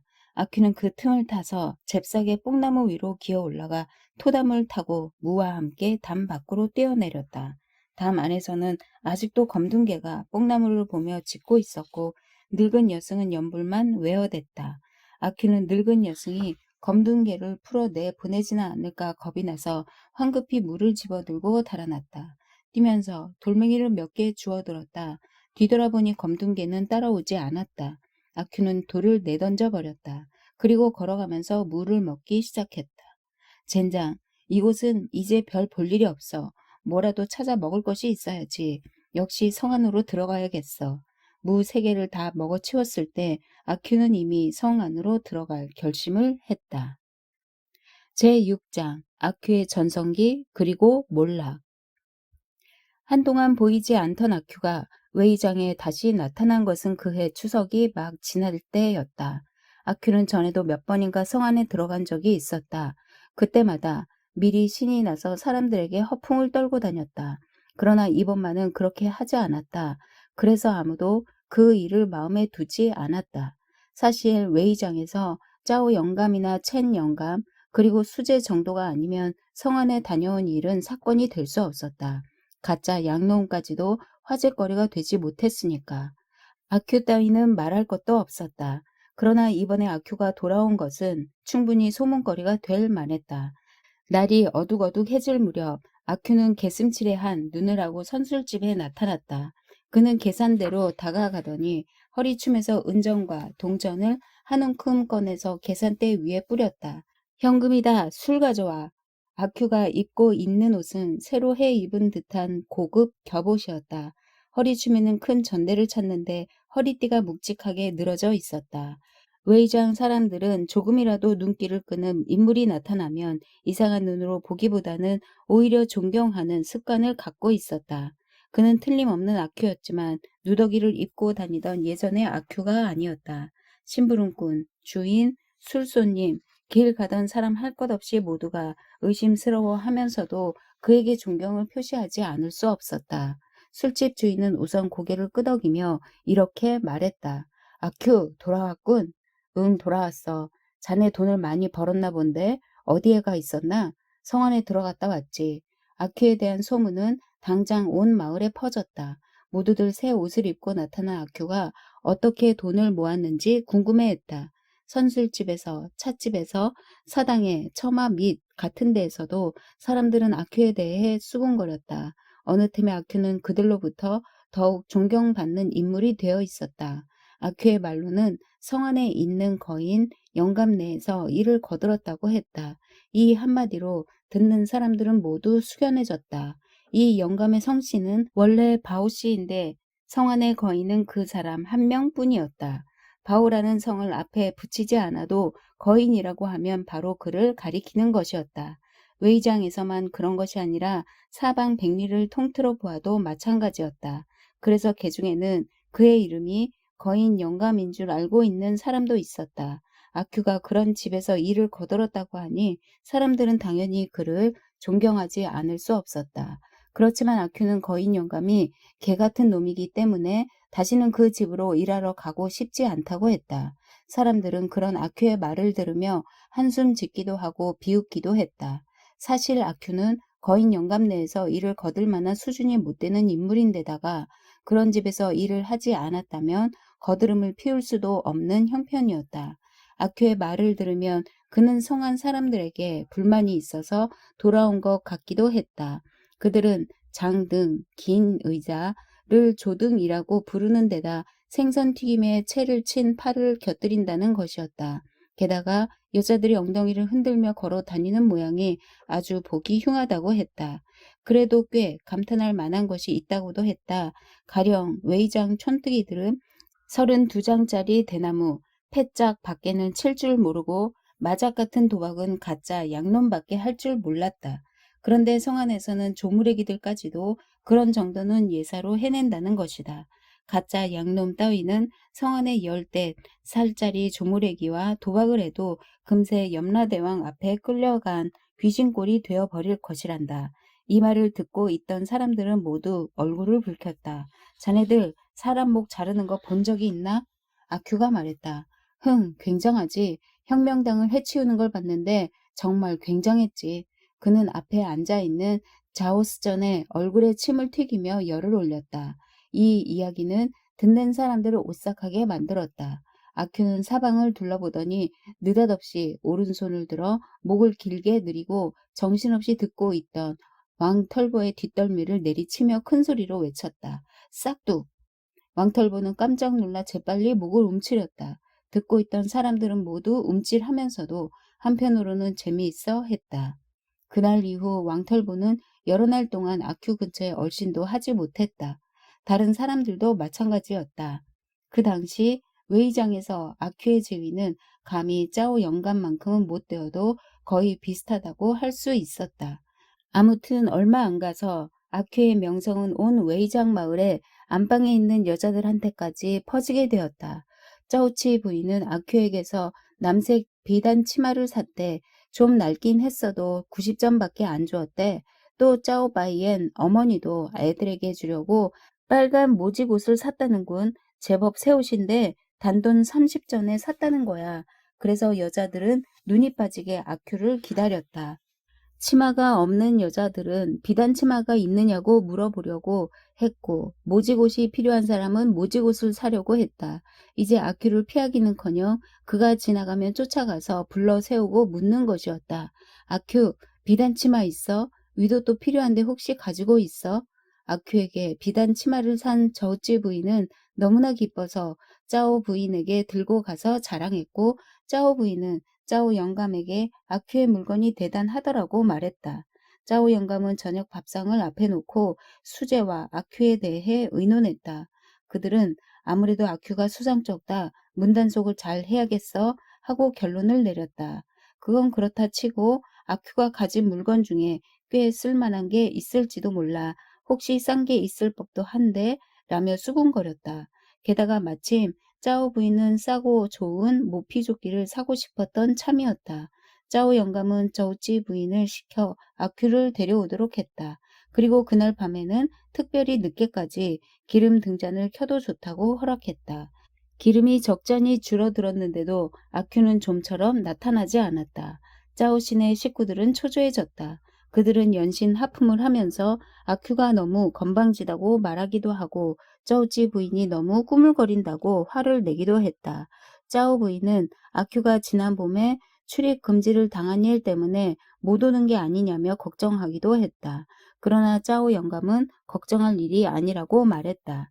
이 마을에서 제일 높은 내가 부르는데 제놈이 안 오고 배겨? 과연 짜오 영감의 말대로 아큐가 저우찌 부인을 따라 들어왔다. 이 사람은 남은 게 없다는 말만 하는군요. 그래서 직접 뵙고 말씀드리라고 했어요. 그런데도 자꾸만 저우찌 부인이 숨을 헐떡거리면서 말했다. 나으리 아큐가 웃을 듯 말 듯한 표정으로 한마디 하고는 처마 밑에 멈춰 섰다. 아큐, 성 안에 들어가서 한미천 잡았다지? 짜오 영감은 아큐의 주위를 돌면서 눈으로는 아큐의 온몸을 훑어보았다. 잘했군. 아주 잘했어. 그런데 헌 물건이 있다면서?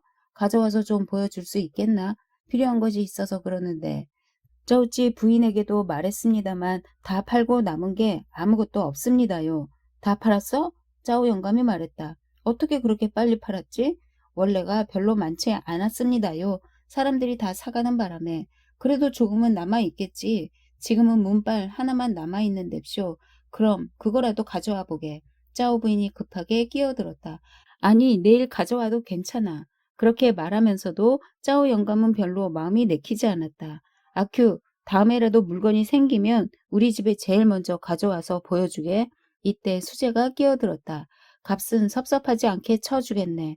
수재의 아내는 아큐가 말귀를 알아들었는지 어떤지를 살피기 위해 재빨리 그의 얼굴을 쳐다보았다. 나는 모피조끼가 필요해. 짜오 부인이 말했다. 아큐는 짤막하게 대답하고 내키지 않는 표정으로 나가버렸다. 엉금엉금 걸어가는 폼이 그 말을 잘 새겨 들었는지 어쩐지 알 수가 없었다. 그 때문에 짜오 영감은 실망하면서 화를 냈다. 한편으로는 불안한 생각이 들어 나오던 한숨마저 들어가 버렸다. 수재는 아큐의 시큰둥한 태도에 화가 치밀어 말했다. 이런 은혜도 모르는 놈, 띠빠오를 시켜 마을에서 아예 쫓아내 버릴까요? 그러나 짜오 영감의 생각은 달랐다. 그렇게 하면 원한을 사게 돼. 밤중에 문단속이나 잘해라.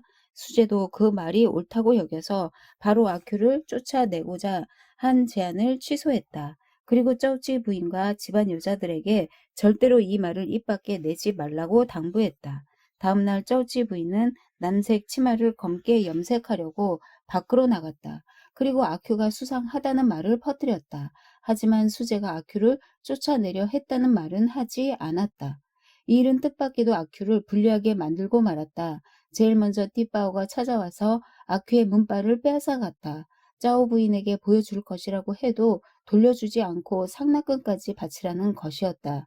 마을 사람들이 그에게 보내던 존경의 눈초리도 변했다. 감히 함부로 굴지는 못하지만 어쩐지 꺼리는 눈치였다. 그에게 목을 얻어맞을까봐 조심하던 눈초리와는 사뭇 달랐다. 함부로 굴지는 않았지만 멀리 하려는 눈치가 적잖게 섞여 있었다. 건달들은 아큐에게 돈을 벌게 된 내막을 꼬치꼬치 캐물었다. 아큐는 숨기려는 기색도 없이 우쭐거리며 자기 경험을 털어놓았다. 사실 그는 거인 영감 내에서 일을 한 게 아니라 도둑질을 했다. 그러나 담을 넘거나 곳간으로 들어가지도 못하고 그저 밖에서 기다렸다가 물건을 받는 역할을 했을 뿐이다. 말하자면 그는 하찮은 졸개에 불과했던 것이다. 어느 날 밤 아큐는 담 안에서 던져준 보따리를 받아 안았는데 도둑이 다시 안으로 들어간 지 얼마 안 되어 왁자지껄 소동이 벌어졌다. 그래서 그는 허둥지둥 성문을 빠져나와 웨이장으로 도망쳤으며 이제 다시는 성 안에 들어갈 생각이 없다고 말했다. 그리하여 사람들은 아큐가 좀도둑에 불과하다는 사실을 알게 되었다. 이로 인해 아큐는 더욱 곤란해졌다. 마을 사람들이 겉으로는 아큐를 존경하는 체하면서도 멀리하려 했던 것은 원한을 살까 두려웠기 때문이었다. 그런데 알고 보니 그는 고작해야 망을 보던 좀도둑에 불과하지 않은가. 그렇다면 정말이지 두려워할 것도 못 되는 존재인 것이다. 제7장 혁명. 선통 3년 9월 14일 우창에서 신의 혁명이 일어난 지 23일 후 아큐는 전대를 짜오빠이엔에게 팔아넘겼다. 그날 자정이 훨씬 넘어서였다. 커다란 배 한 척이 짜오 신의 집 나루터에 닿았다. 어둠을 타고 배가 다가왔을 때 마을 사람들은 깊은 잠에 빠져 있었다. 그러나 배가 떠나갈 때에는 환하게 동이 틀 무렵이어서 마을 사람 몇 명이 이를 지켜보았다. 그것은 거인 영감의 배였다. 그 배는 웨이장에 엄청난 불안감을 실어왔다. 한낮이 되기도 전에 온 마을이 술렁거렸다. 혁명당 때문에 거인 영감이 웨이장으로 피난을 왔다는 소문이 찻집이며 술집을 통해서 순식간에 퍼져나갔다. 그러나 짜오찌 부인은 그게 아니라고 고개를 저었다. 그녀는 거인 영감이 옷 몇 상자를 맡기러 왔는데 짜오 영감이 돌려보냈을 짜오찌 뿐이라고 부인은 말했다. 짜오씨 이웃에 살고 있어서 보고 듣는 것이 믿을 만한 사람이었다. 사실 거인 영감과 짜오 영감은 어려움을 함께 나눌 만큼 친한 사이가 아니었다. 소문은 자꾸만 번져갔다. 소문에 의하면 거인 영감이 직접 오지는 않았어도 긴 편지를 보냈다고 한다. 그 편지에 족보를 더듬어 보니 짜오 시내와는 먼 친척이 된다는 내용이 쓰여 있다고도 했다. 짜오 영감도 곰곰이 생각해보니 별로 손해볼 것도 없는 일이어서 상자를 들여놓았고 지금은 그것이 짜오 부인의 고리짝 밑에 있다는 것이다. 한편 이날 밤 혁명당원이 성 안으로 쳐들어왔다고 한다. 그들은 하나같이 흰 투구와 흰 갑옷을 입었다고 한다. 그것은 명나라의 승정 황제, 명나라의 마지막 황제를 애도하는 상복이었다. 아큐는 성 안에 들어갔을 때 이미 혁명당에 대해 들은 적이 있었다. 또 혁명당 사람의 목이 잘리는 것을 실제로 보기도 했다. 그러나 그는 왜인지 몰라도 혁명당이란 반역자들을 말하며 반역이란 자기로서는 꿈도 꾸지 못할 못된 짓이라고 생각해왔다. 그래서 막연히 그들을 중후하고 있었다. 그런데 사방백리에 이름을 떨치는 거인 영감까지도 혁명당을 무서워한다는 것이다. 뜻밖이었다. 아큐는 마음이 끌리지 않을 수 없었다. 더구나 웨이장 사람들이 어쩔 줄 몰라 하는 꼴이라니. 아큐는 신이 났다. 혁명이라는 것도 괜찮은데. 아큐는 생각했다. 개 같은 놈의 세상 확 뒤집어져라. 빌어먹을 우라질. 나도 혁명 당원이나 돼야지. 요즘 아큐는 다시 호주머니 사정이 좋지 않던 터라 속이 몹시 상해 있었다. 게다가 대낮에 빈 속에다 술을 2대접이나 들이켰으므로 취기가 더 빨리 올랐다. 아큐는 걸으면서 생각하고 또 생각했다. 그의 마음이 들뜨기 시작했다. 혁명당이 바로 자기인 것 같고 웨이장 사람들은 모두 자기의 포로인 것 같았다. 아큐는 신이 난 나머지 무심결에 큰 소리로 떠들어대기까지 했다. 혁명이다, 혁명! 웨이장 사람들이 놀란 눈으로 쳐다보았다.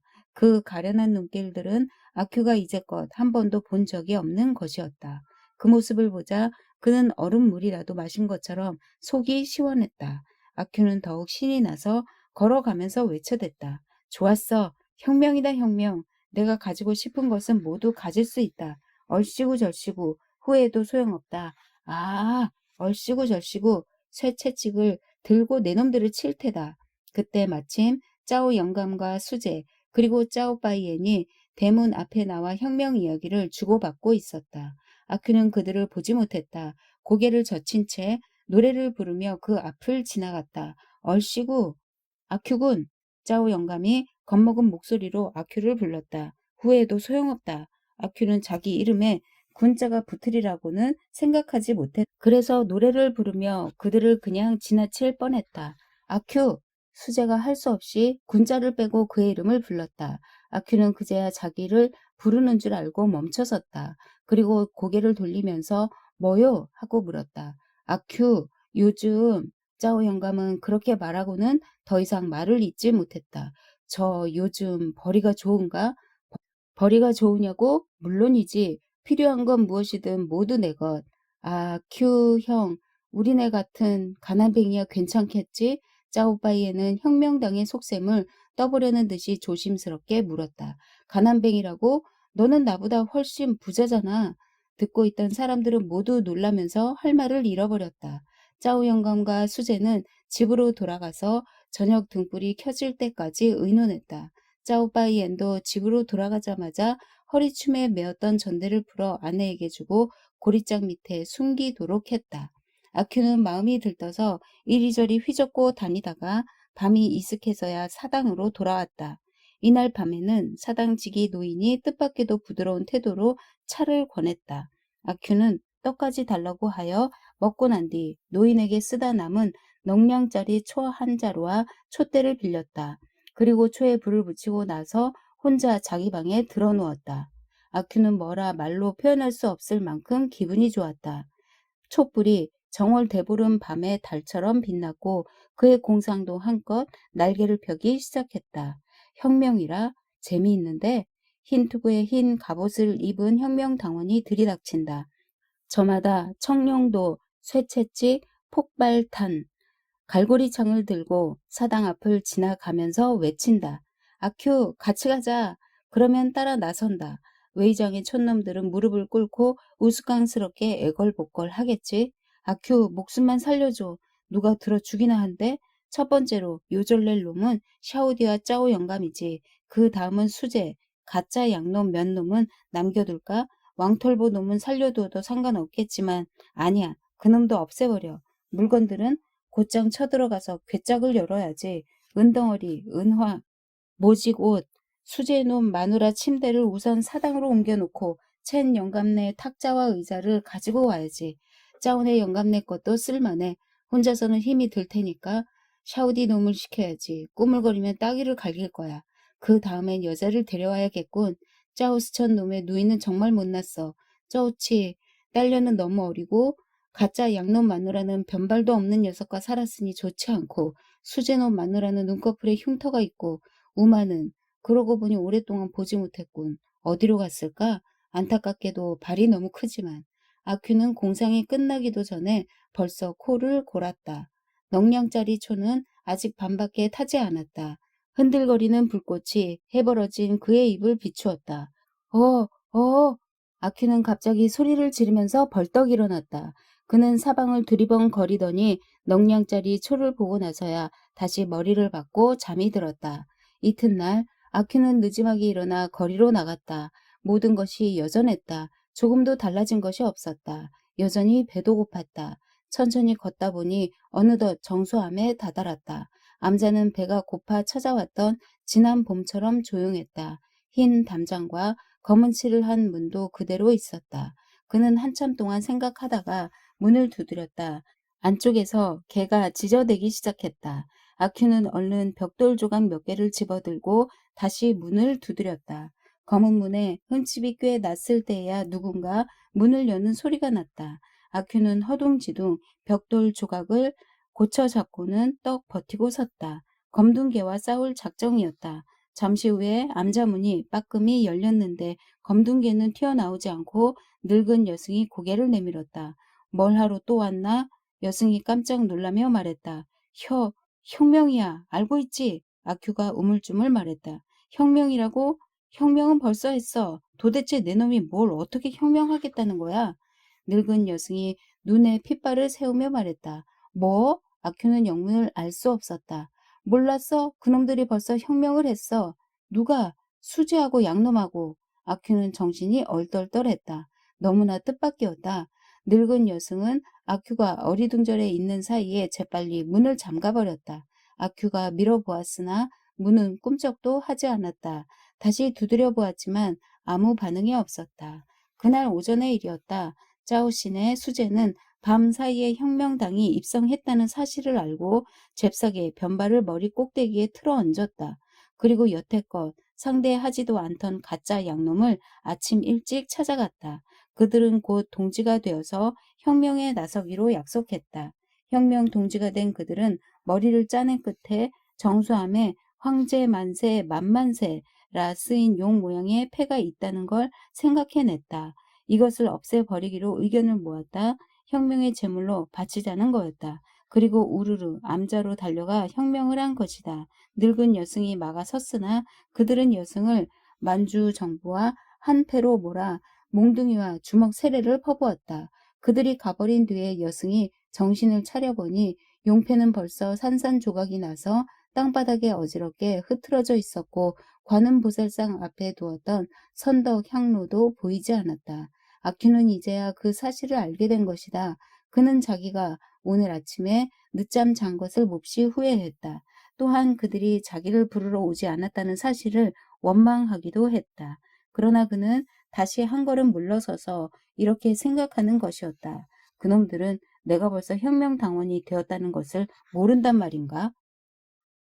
제8장 혁명은 안 돼. 웨이장의 인심은 점점 안정되어 갔다.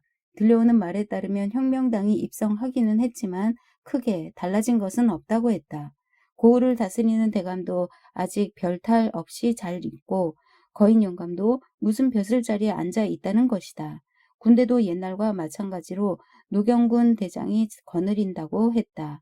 다만 무서운 것은 성안에 악질 혁명당원 몇 명이 있어서 행패를 부리며 변발을 자른다는 것이었다. 듣자 하니 이웃마을 뱃사공이 첫 번째로 걸려들어서 볼성사나운 몰골이 되었다고 한다. 그러나 이런 것은 그다지 겁낼 일이 아니었다. 그도 그럴 것이 웨이장 사람들은 성 안에 들어갈 일이 거의 없기 때문이다. 설사 들어갈 일이 있는 사람이라도 그 계획을 바꾸기만 하면 이런 위험에 부닥칠 염려를 하지 않아도 되었다. 아큐는 성 안에 들어가 옛 친구를 찾아보고 싶었지만 이런 소문을 듣고는 포기해버렸다. 그래도 웨이장에 개혁이 전혀 일어나지 않은 것은 아니다. 변발을 머리 꼭대기를 틀어 얹은 사람이 점차 늘어났다. 이미 말했듯이 물론 수제가 첫 번째 인물이었다. 그 다음은 바로 짜오스청과 짜오빠이엔이었다. 여름이라면 사람들이 변발을 머리 꼭대기에 틀어 얹거나 잡아매는 일이 조금도 이상할 것이 없지만 지금은 늦가을이었다. 짜오스천이 뒤통수를 환하게 드러낸 채 거리를 나다니자 그것을 본 사람들은 야, 혁명당이 온다 하고 큰 소리로 외쳤다. 아큐는 그 소리가 부러워 견딜 수가 없었다. 수제가 머리를 틀어 얹었다는 뜻밖의 소식을 듣긴 했지만 자기도 그럴 수 있으리라고는 생각지 못했다. 그런데 이제 짜우스천까지도 머리를 틀어 얹었다는 것이다. 마침내 아큐는 결심했다. 그는 대나무 젓가락 하나로 변발을 머리 꼭대기에 틀어 얹었다. 그러고는 한참을 망설이다가 용기를 내어 거리로 나섰다. 그러나 사람들은 그를 보고 아무 말도 하지 않았다. 처음에 아큐는 기분이 좀 나쁠 정도였다. 그러다가 나중에는 몹시 못마땅한 생각이 들었다. 사실 그는 요새 걸핏하면 짜증을 냈다. 그의 생활은 혁명 전과 비교해서 결코 나빠지지 않았다. 사람들은 그를 공손하게 대했고 가게에서도 물건 값을 현금으로 달라고 하지 않았다. 그래도 아큐는 만족스럽지 않았다. 어차피 혁명을 한 이상 이래서는 안 된다고 생각했다. 샤우디를 보자 더욱 속이 뒤집혔다. 샤우디도 변발을 머리 꼭대기에 틀어 얹고 있었다. 뿐만 아니라 대나무 젓가락까지 꽂고 있는 것이 아닌가? 아큐는 설마 샤우디까지 그렇게 하리라고는 생각지도 못했다. 절대로 이런 흉내를 내도록 내버려 둘 수는 없다. 샤우디 따위가 도대체 무엇이란 말인가? 아큐는 당장 달려들어 그 대나무 젓가락을 꺾어버리고 변발을 풀어낸 다음 따귀를 갈겨주고 싶었다. 자기 분수도 모르고 감히 혁명당원이 되려고 한 죄를 다스려줘야겠다고 생각했던 것이다. 그러나 이번만 봐주기로 마음먹었다. 아큐는 그저 샤우디를 노려보면서 침만 퇴뱉고 말았다. 요 며칠 사이에 성 안에 들어간 사람은 가짜 양놈뿐이었다. 수재는 지난번 괴짝을 맡아 주었던 일을 생각하고 직접 거인 영감을 찾아가려 했다. 그때 마침 성 안에서는 혁명군이 뱃사공의 변발을 자르는 소동이 일어났다. 겁이 난 수재는 성 안에 가는 길을 그만두고 말았다. 그는 가짜 양놈을 통해 거인 영감에게 편지를 보냈다. 자유당에 들어갈 수 있도록 소개해달라는 부탁의 편지였다. 성에 들어갔다 나온 가짜 양놈은 수재에게 입당 회비로 은화 4원을 요구했다. 그 뒤로 수재는 옷섭에 은으로 된 복숭아 배지를 달게 되었다. 외의장 사람들은 모두 그것이 영예로운 자유당의 휘장이라고 감탄했다. 짜오 영감은 이것 때문에 더욱 의기양양해져서는 아들이 수재에게 붙었을 때보다 더 오만해졌다. 그는 당연히 아큐를 본체 만체했다. 아큐는 모든 것이 불만스러웠다. 시시각각 자신이 뒤처지고 있는 기분이 들었다. 그러다가 복숭아 배지에 대한 소문을 들었다. 그는 혁명을 하려면 변발을 틀어 얻는 것만으로는 안 되고 혁명당과 줄이 닿아야 한다는 것을 깨달았다. 그가 알고 있는 혁명당원은 단 두 사람뿐이었다. 성안에 살던 한 놈은 이미 목이 잘렸고 지금은 가짜 양놈만 남아있었다. 아큐는 서둘러 가짜 양놈을 찾아가 의논해 보기로 했다. 마침 가짜 양놈 내 대문은 열려 있었다. 살금살금 집 안으로 들어선 아큐는 깜짝 놀랐다. 가짜 양놈이 뜰 한가운데 서 있는 것이다. 그는 새까만 양복을 입고 복숭아 배지를 달고 있었다. 또 손에는 전에 아큐를 때렸던 그 지팡이를 들고 있었다. 겨우 한 자 남짓 자란 변발을 풀어 어깨까지 늘어뜨려 산발한 모습이 마치 그림에서 보는 신성 같았다. 바로 앞에는 짜오바이엔과 건달 세 놈이 공손한 자세로 그의 연설을 듣고 있었다. 아큐는 살그머니 다가가서 짜오바이엔 뒤에 섰다. 말을 걸어보고 싶었지만 뭐라고 불러야 좋을지 알 수 없었다. 가짜 양놈이라고 부를 수는 없었다. 서양 사람도 당치 않고 혁명당은 물론 안 된다. 양 선생이라면 괜찮지 않을까?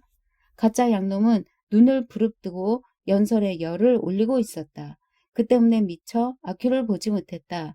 나는 성미가 급해 우리는 만나기만 하면 이렇게 말하지. 형, 빨리 시작합시다. 그런데 그는 대체로 노라고 하거든. 이건 서양 말인데 너희들은 알아듣지도 못하지. 알아들었다면 벌써 출세했을 텐데 아무튼 이 점이야말로 바로 그가 일을 하는데 조심성이 있다는 증거지.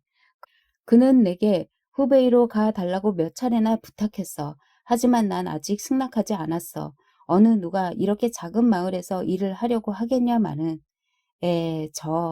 아큐는 그가 잠시 말을 멈추기를 기다렸다가 마침내 용기를 내어 입을 열었다. 그런데 어찌된 일인지 양 선생이라는 말이 입에 나오지 않았다. 연설을 듣고 있던 네 사람은 깜짝 놀라 그를 돌아보았다. 뭐야? 나가. 저도 썩 꺼져. 가짜 양놈이 지팡이를 높이 쳐들었다. 짜오바이엔과 건달들도 덩달아 소리쳤다. 선생께서 나가시라잖아. 말이 안 들려? 아큐는 머리를 감싸쥐고 엉겁결에 대문 밖으로 도망쳐 나올 수밖에 없었다. 가짜 양놈은 쫓아 나오지 않았다. 아큐는 재빨리 달아났다. 거리로 나오자 가슴속에서 서글픔이 끌어올랐다. 가짜 양놈이 혁명하는 것을 허락하지 않으면 별 도리가 없었다. 이제는 흰 투구나 흰 갑옷을 입은 사람들이 부르러 올 가망은 완전히 없어져 버린 것이다. 그의 모든 포부, 목표, 희망, 미래가 단번에 무너져 버렸다. 건달패가 떠들어대거나 샤우디나 왕털보가 비웃는 것쯤은 아무것도 아니었다. 아큐는 여태까지 이렇게 진한 씁쓸함을 맛본 적이 없었다. 틀어 얹은 변발도 무의미하게 여겨져서 원래대로 풀어 늘어뜨려 버릴까 생각했으나 그러지도 못했다. 그는 밤이 될 때까지 거리를 어정거리며 쏘 다니다가 외상술 2대접을 들이켰다. 술이 들어가니 차츰 기분이 좋아지면서 다시금 눈앞에 흰 투구와 흰 갑옷이 떠올랐다. 어느 날 그는 여느 때와 같이 한밤중까지 쏘 다니다가 선술집이 문을 닫을 시간이 되어서야 터벅터벅 사당으로 돌아왔다. 딱! 와장창! 갑자기 이상한 소리가 들려왔다. 폭죽 소리 같지는 않았다. 아큐는 원래 떠들썩한 것을 좋아하고 쓸데없이 참견하기를 즐겼다. 그는 어둠 속에서 곧장 그리로 달려갔다. 그런데 저쪽에서 누군가의 발소리가 들리는 것 같았다. 귀를 기울이고 있으려니까 갑자기 어떤 사람이 이쪽으로 달려오는 게 아닌가. 아큐는 덩달아서 그 사람을 따라 뛰었다. 그 사람이 모퉁이를 돌면 자기도 돌고 그 사람이 서면 자기도 섰다. 뒤를 돌아보았으나 아무것도 보이지 않았다. 자세히 보니 그 사람은 샤우디였다. 뭐야? 아큐는 못마땅해서 외쳤다. 짜오씨 댁이 약탈당했어. 샤우디는 그렇게 말하고는 달아나 버렸다. 아큐의 가슴이 쿵쿵 뛰었다. 아큐는 살금살금 길 모퉁이를 돌아 가만히 귀를 기울였다. 왁자지껄한 소리가 들려왔다. 자세히 보니 흰 투구에 흰 갑옷을 입은 사람들이 연달아 무언가를 드러내는 것 같았다. 가구를 메고 나왔고 수제 마누라의 침대도 가지고 나오는 듯 했다. 확실히 보이지 않아서 더 가까이 가보고 싶었지만 두 다리가 말을 듣지 않았다. 그날 밤은 달도 없었다. 아직도 아까처럼 사람들이 왔다 갔다 하면서 무엇을 나르고 있는 모양이었다. 수많은 괴짝이 나오고 가구가 나오고 너무 많은 물건이 집안에서 나오는 바람에 그는 자기 눈을 믿을 수가 없었다. 그러나 이제는 나서지 않으리라 결심하고 사당으로 돌아왔다. 그는 대문을 잠그고 방으로 들어와 벌렁 드러누웠다. 곰곰이 생각해보니 몹시 기분이 나빴다. 외의장에 드디어 흰 투구에 흰 갑옷을 입은 사람들이 왔다. 그런데도 그들은 나를 부르러 오지 않았다. 값진 물건을 엄청 드러냈는데도 내 몫은 없다. 이건 전부 그 빌어먹을 가짜 양놈 때문이다.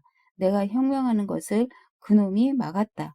그렇지 않았으면 이번에 내 몫이 있을 텐데. 아큐는 생각할수록 화가 치밀었다. 마침내 속이 뒤집혀서 이를 갈며 중얼거렸다. 내가 혁명하려는 것을 막다니. 내 놈만 혁명을 하냐? 가짜 양놈. 좋아, 혁명해라. 혁명은 목이 잘리는 죄니까. 내가 고발해야지. 내 놈이 성 안으로 끌려 들어가 목이 잘려 나가는 꼴을 봐야겠다. 싹둑. 온 집안 사람들의 목이 잘린다. 싹둑, 싹둑. 제9장 마지막. 짜오 영감네가 약탈당하자 웨이장 사람들은 속 시원해하면서도 한편으로는 불안해했다. 아큐도 마찬가지였다. 그로부터 나흘 뒤 아큐는 한밤중에 느닷없이 들이닥친 사람들에게 붙잡혀 성 안으로 끌려가게 되었다. 깜깜한 밤이었다. 군인 한 무리, 경찰단 한 무리, 사복경찰 5명이 몰래 웨이장에 숨어 들어왔다. 그들은 어둠을 틈타 사당을 포위하고 대문 정면에는 기관포를 걸어 놓았다. 그러나 아큐는 뛰쳐나오지 않았다. 아무리 기다려도 기척이 없었다.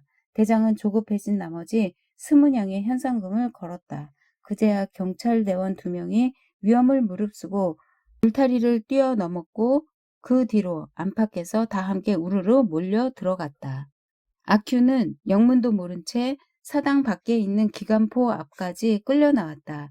그때야 비로소 확 잠이 깨었다. 성 안에 들어갔을 때는 벌써 한낮이었다. 아큐는 어느 낡은 관아로 끌려 들어가서 조그만 방에 처박혔다. 누군가 뒤에서 떠미는 바람에 그는 비틀거렸다. 그 순간 통나무로 얽은 창살문이 쾅 소리를 내며 뒤따라 닫혔다. 안쪽 세 면은 모두 벽이었다. 자세히 보니 구석에 2사람이 더 있었다. 아큐는 덜덜 떨리기는 했지만 그다지 괴롭지는 않았다. 사당 안에 방구석이 이 방보다 나을 것도 없었다. 그 2사람도 시골뜨기인 것 같았다. 그중 한 사람은 할아버지가 거인 영감에게 소장료를 바치지 않았기 때문에 잡혀왔고 다른 한 사람은 무엇 때문에 끌려왔는지도 모르고 있었다. 그들이 아큐에게 왜 잡혀왔느냐고 물었다. 아큐는 조금도 서슴지 않고 대답했다. 혁명을 하려고 했거든. 얼마 뒤 아큐는 창살문 밖으로 끌려나갔다. 넓은 대청에는 머리를 박박 깎은 늙은이가 제일 높은 자리에 앉아 있었다. 아큐는 혹시 중이 아닌가 생각했다. 그 아래에는 병정들이 쭉 늘어서 있었고 양 옆에는 두루마기를 걸친 사람 10여 명이 서 있었다. 그들도 늙은이처럼 머리를 박박 깎았는데 쭉 늘어서서 모두가 험악한 얼굴로 아큐를 노려보고 있었다. 아큐는 갑자기 무릎에서 힘이 빠져나가 바닥에 털썩 꿇어앉고 말았다. 일어서 누가 앉으라고 했어? 두루마기를 입은 사람이 외쳤다. 아큐는 알아듣기는 했지만 저절로 몸이 움츠러들어서 서 있을 수가 없었다. 그 바람에 다시 꿇어앉고 말았다. 노예근성, 두루마기를 입은 사람이 비꼬듯이 말했다. 따끔한 맛을 보지 않으려거든 사실대로 말해. 다 알고 있으니까 사실대로 말한다면 놓아줄 수도 있어. 중머리 늙은이가 아큐의 얼굴을 쏘아보면서 분명한 어조로 말했다. 말씀드려. 두루마기를 입은 사람이 또 외쳤다. 저는 원래 혁명을 하려고. 아큐는 간신히 떠듬떠듬 말했다. 그럼 어째서 여기 오지 않았지? 가짜 양놈이 허락하지 않았습니다요. 거짓말하지 마. 이제 와서 그렇게 말해도 늦었다. 지금 너의 패거리는 어디 있어? 네? 뭐라고쇼? 그날 밤 짜오신의 집을 턴 패거리 말이야. 그놈들은 저를 부르러 오지 않았습니다요. 자기들끼리만 들고 가버렸습니다요. 아큐는 투덜거렸다. 어디로 갔지? 사실대로 말하면 너를 놓아주지. 늙은이는 부드럽게 물었다. 저는 모릅니다요. 그놈들이 저를 부르러 오지 않았다니까요. 그러자 늙은이가 두루마기를 입은 사람에게 눈짓을 했다. 아큐는 다시 감옥 안으로 끌려 들어갔다. 그가 다시 밖으로 끌려 나온 것은 다음날 오전이었다. 넓은 대청의 광경은 어제와 똑같았다. 윗자리에는 역시 어제의 늙은이가 앉아 있었다. 아큐도 어제처럼 꿇어 앉았다. 늙은이가 부드럽게 물어왔다. 달리 할 말은 없는가? 아큐는 잠시 생각해 보았다. 그러나 할 말이 없었다. 없는뎁쇼. 그러자 두루마기를 입은 사람이 종이 한 장과 붓 한 자루를 가져왔다. 그 사람은 아큐에게 붓을 쥐어주려고 했다. 아큐는 깜짝 놀랐다. 아니 거의 혼비백산했다. 왜냐하면 그는 여태껏 단 한 번도 붓을 잡아본 적이 없었기 때문이다. 아큐가 어쩔 줄 몰라 하며 머뭇거리자 그 사람은 손가락으로 종이 한가운데를 가리키며 서명하라고 말했다. 저는 글자를 모릅니다요. 아큐는 붓을 움켜잡은 채 부끄러워하며 말했다. 그럼 동그라미라도 하나 그려 넣어. 아큐는 동그라미를 그리려고 했지만 손만 부들부들 떨릴 뿐이었다. 그러자 그 사람은 아큐를 위해 종이를 땅바닥에 펴주었다. 아큐는 엎드려서 젖 먹던 힘까지 짜내 동그라미를 그렸다. 그는 다른 사람들이 비웃을 것 같아 몹시 불안해했다. 동그라미를 그리려 했지만 빌어먹을 붓이 무거운 데다 말을 들어먹지 않았다. 부들부들 떨면서 간신히 마무리하려고 하는데 붓이 자꾸만 빗나갔다. 다 그려놓고 보니 호박씨 모양이었다. 아큐는 동그랗게 그리지 못한 것이 부끄러웠다. 그러나 그 사람은 그런 것을 따지지 않고 재빨리 붓과 종이를 빼앗아 가버렸다. 사람들은 아큐를 또 창살문으로 막은 작은 방에 끌어다 가두었다. 아큐는 다시 감옥 안으로 들어갔지만 크게 걱정하지 않았다. 살다 보면 때로는 끌려 들어가거나 끌려 나오는 일도 있는 것이고 때로는 동그라미를 그려야 할 때도 있는 것이라고 생각했다. 다만 동그라미를 제대로 그리지 못한 것이 마음에 걸릴 뿐이었다. 그러나 이내 그런 생각도 사라져버리고 그는 곧 잠이 들었다. 한편 이튿날 거인 영감은 잠을 이룰 수가 없었다. 그날 그는 대장에게 불만을 터뜨렸다. 거인 영감은 도둑 맞은 자기의 물건을 먼저 찾아야 한다고 주장했다. 그러나 대장은 물건을 찾으려면 먼저 의심이 가는 놈을 잡아 본때를 보이는 것이 급선무라는 것이었다. 요즘 대장은 거인 영감을 소홀히 하는 경향이 있었다. 대장은 책상을 치고 의자를 걷어차면서 이렇게 말하는 것이었다. 호되게 다스려야 한단 말이오. 그래야 다른 놈들도 조심하지. 보시오. 내가 혁명 당원이 된 지 20날도 안 되었는데 약탈 사건이 10여 건이나 일어났단 말이오. 게다가 한 건도 해결된 게 없으니 내 꼴이 뭐가 되겠소. 기껏 잡아다 놓으니까 한가한 소리나 하고 안 돼요. 안 돼. 상관 마시오. 이건 내 권한이니까. 거인 영감은 말문이 막혔다. 그러나 끝까지 자기 주장을 굽히지 않았다. 만약 물건을 찾아내지 못하면 곧바로 혁명에 협조하는 직책인 협조 직무위원장직을 그만두겠다고 엄포를 놓았다. 그러나 대장은 좋을 대로 하시오 하며 거인 영감을 쳐다보지도 않았다. 그래서 이날 거인 영감이 한숨도 못 자고 밤을 꼬박 새우게 된 것이었다. 그러나 거인 영감은 다음 날도 그 직책에서 물러나지 않았다. 아큐가 세 번째로 감옥에서 끌려 나온 날은 바로 거인 영감이 한숨도 자지 못한 그 이튿날 아침이었다. 그가 대청으로 끌려 나오니 높은 자리에는 여전히 그 중머리 늙은이가 졸린 눈을 하고 앉아 있었다. 아큐는 언제나처럼 무릎을 꿇었다. 늙은이가 아주 부드럽게 말했다. 아직도 할 말이 없나? 아큐는 생각해 보았지만 여전히 할 말이 없었다. 없는데쇼? 그러자 두루마기를 입은 사람과 짧은 흰옷을 입은 사람들이 갑자기 달려들었다. 그리고 그에게 까만 붓글씨가 쓰여있는 흰 무명옷을 입혔다. 아큐는 기분이 나빴다. 이건 상복 같은데 재수없게 상복이 뭐람? 아큐는 두 손이 뒤로 묶인 채 관아의 문 밖으로 끌려나가 포장이 없는 수레 위로 떠밀려 올라갔다. 짧은 옷을 입은 사람 몇 명도 그와 같이 올라탔다. 수레가 천천히 움직였다. 앞에는 총을 맨 군인과 경찰 대원이 있었고 양 옆에는 구경꾼들이 수군거리고 있었다. 아큐는 문득 깨달았다. 이거 지금 목이 잘리러 가는 거 아닌가? 그렇게 생각하는 순간 눈앞이 캄캄해졌다. 귀에서 윙 하는 소리가 들리면서 정신이 아득해지기 시작했다. 그러나 그는 침착하려고 애썼다. 견딜 수 없는 초조감에 사로잡혔으나 억지로 안정을 되찾으려 했다. 그러자 살다 보면 목이 잘리는 경우도 있을 수 있겠지 하는 생각이 어렴풋이 떠올랐다. 그런 와중에도 아큐는 지금 가고 있는 길을 분간할 수 있었다. 그래서 좀 이상한 생각이 들었다. 어째서 형장 쪽으로 가지 않는 것일까? 그는 사람들에게 본보기를 보이기 위해 죄인을 끌고 성안을 돌고 있다는 것을 몰랐다. 알았다고 하더라도 마찬가지였을 것이다. 살다 보면 이렇게 구경거리로 끌려다니는 경우도 있겠지 했을 테니까. 그는 곧 깨달았다. 이것은 빙 돌아서 형장으로 가는 길이구나. 이건 확실히 싹둑 목이 잘리러 가는 길이다. 아큐는 서글프게 주위를 둘러보았다. 사람들이 개미떼처럼 따라오고 있었다. 뜻밖에도 길 옆 구경꾼 속에 우마가 있었다. 정말 오랜만이었다. 성안에서 품팔이를 하고 있는 것일까?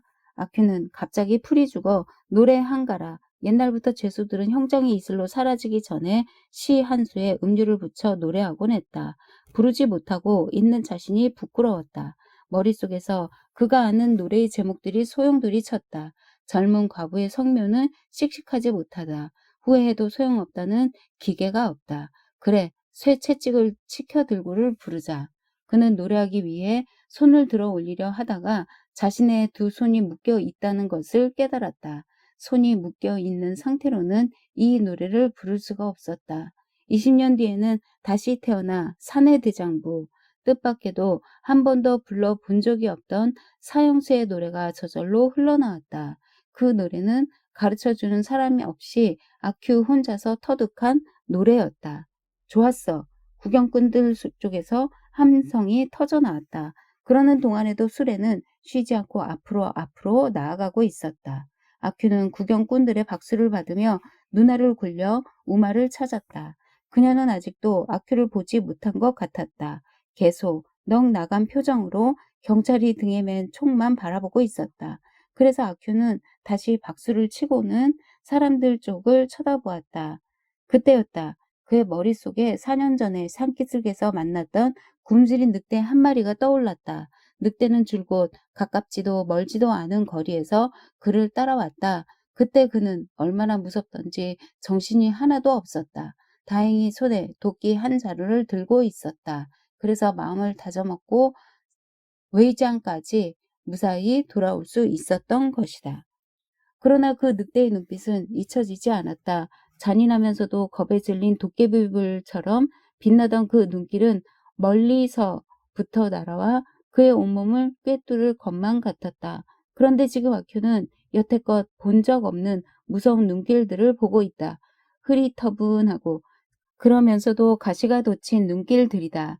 다가오지도 물러서지도 않으면서 아큐를 따라오는 그 눈길들은 이미 그의 살을 씹어삼켜 버렸으며 이제 다른 것까지 삼키려 하고 있었다.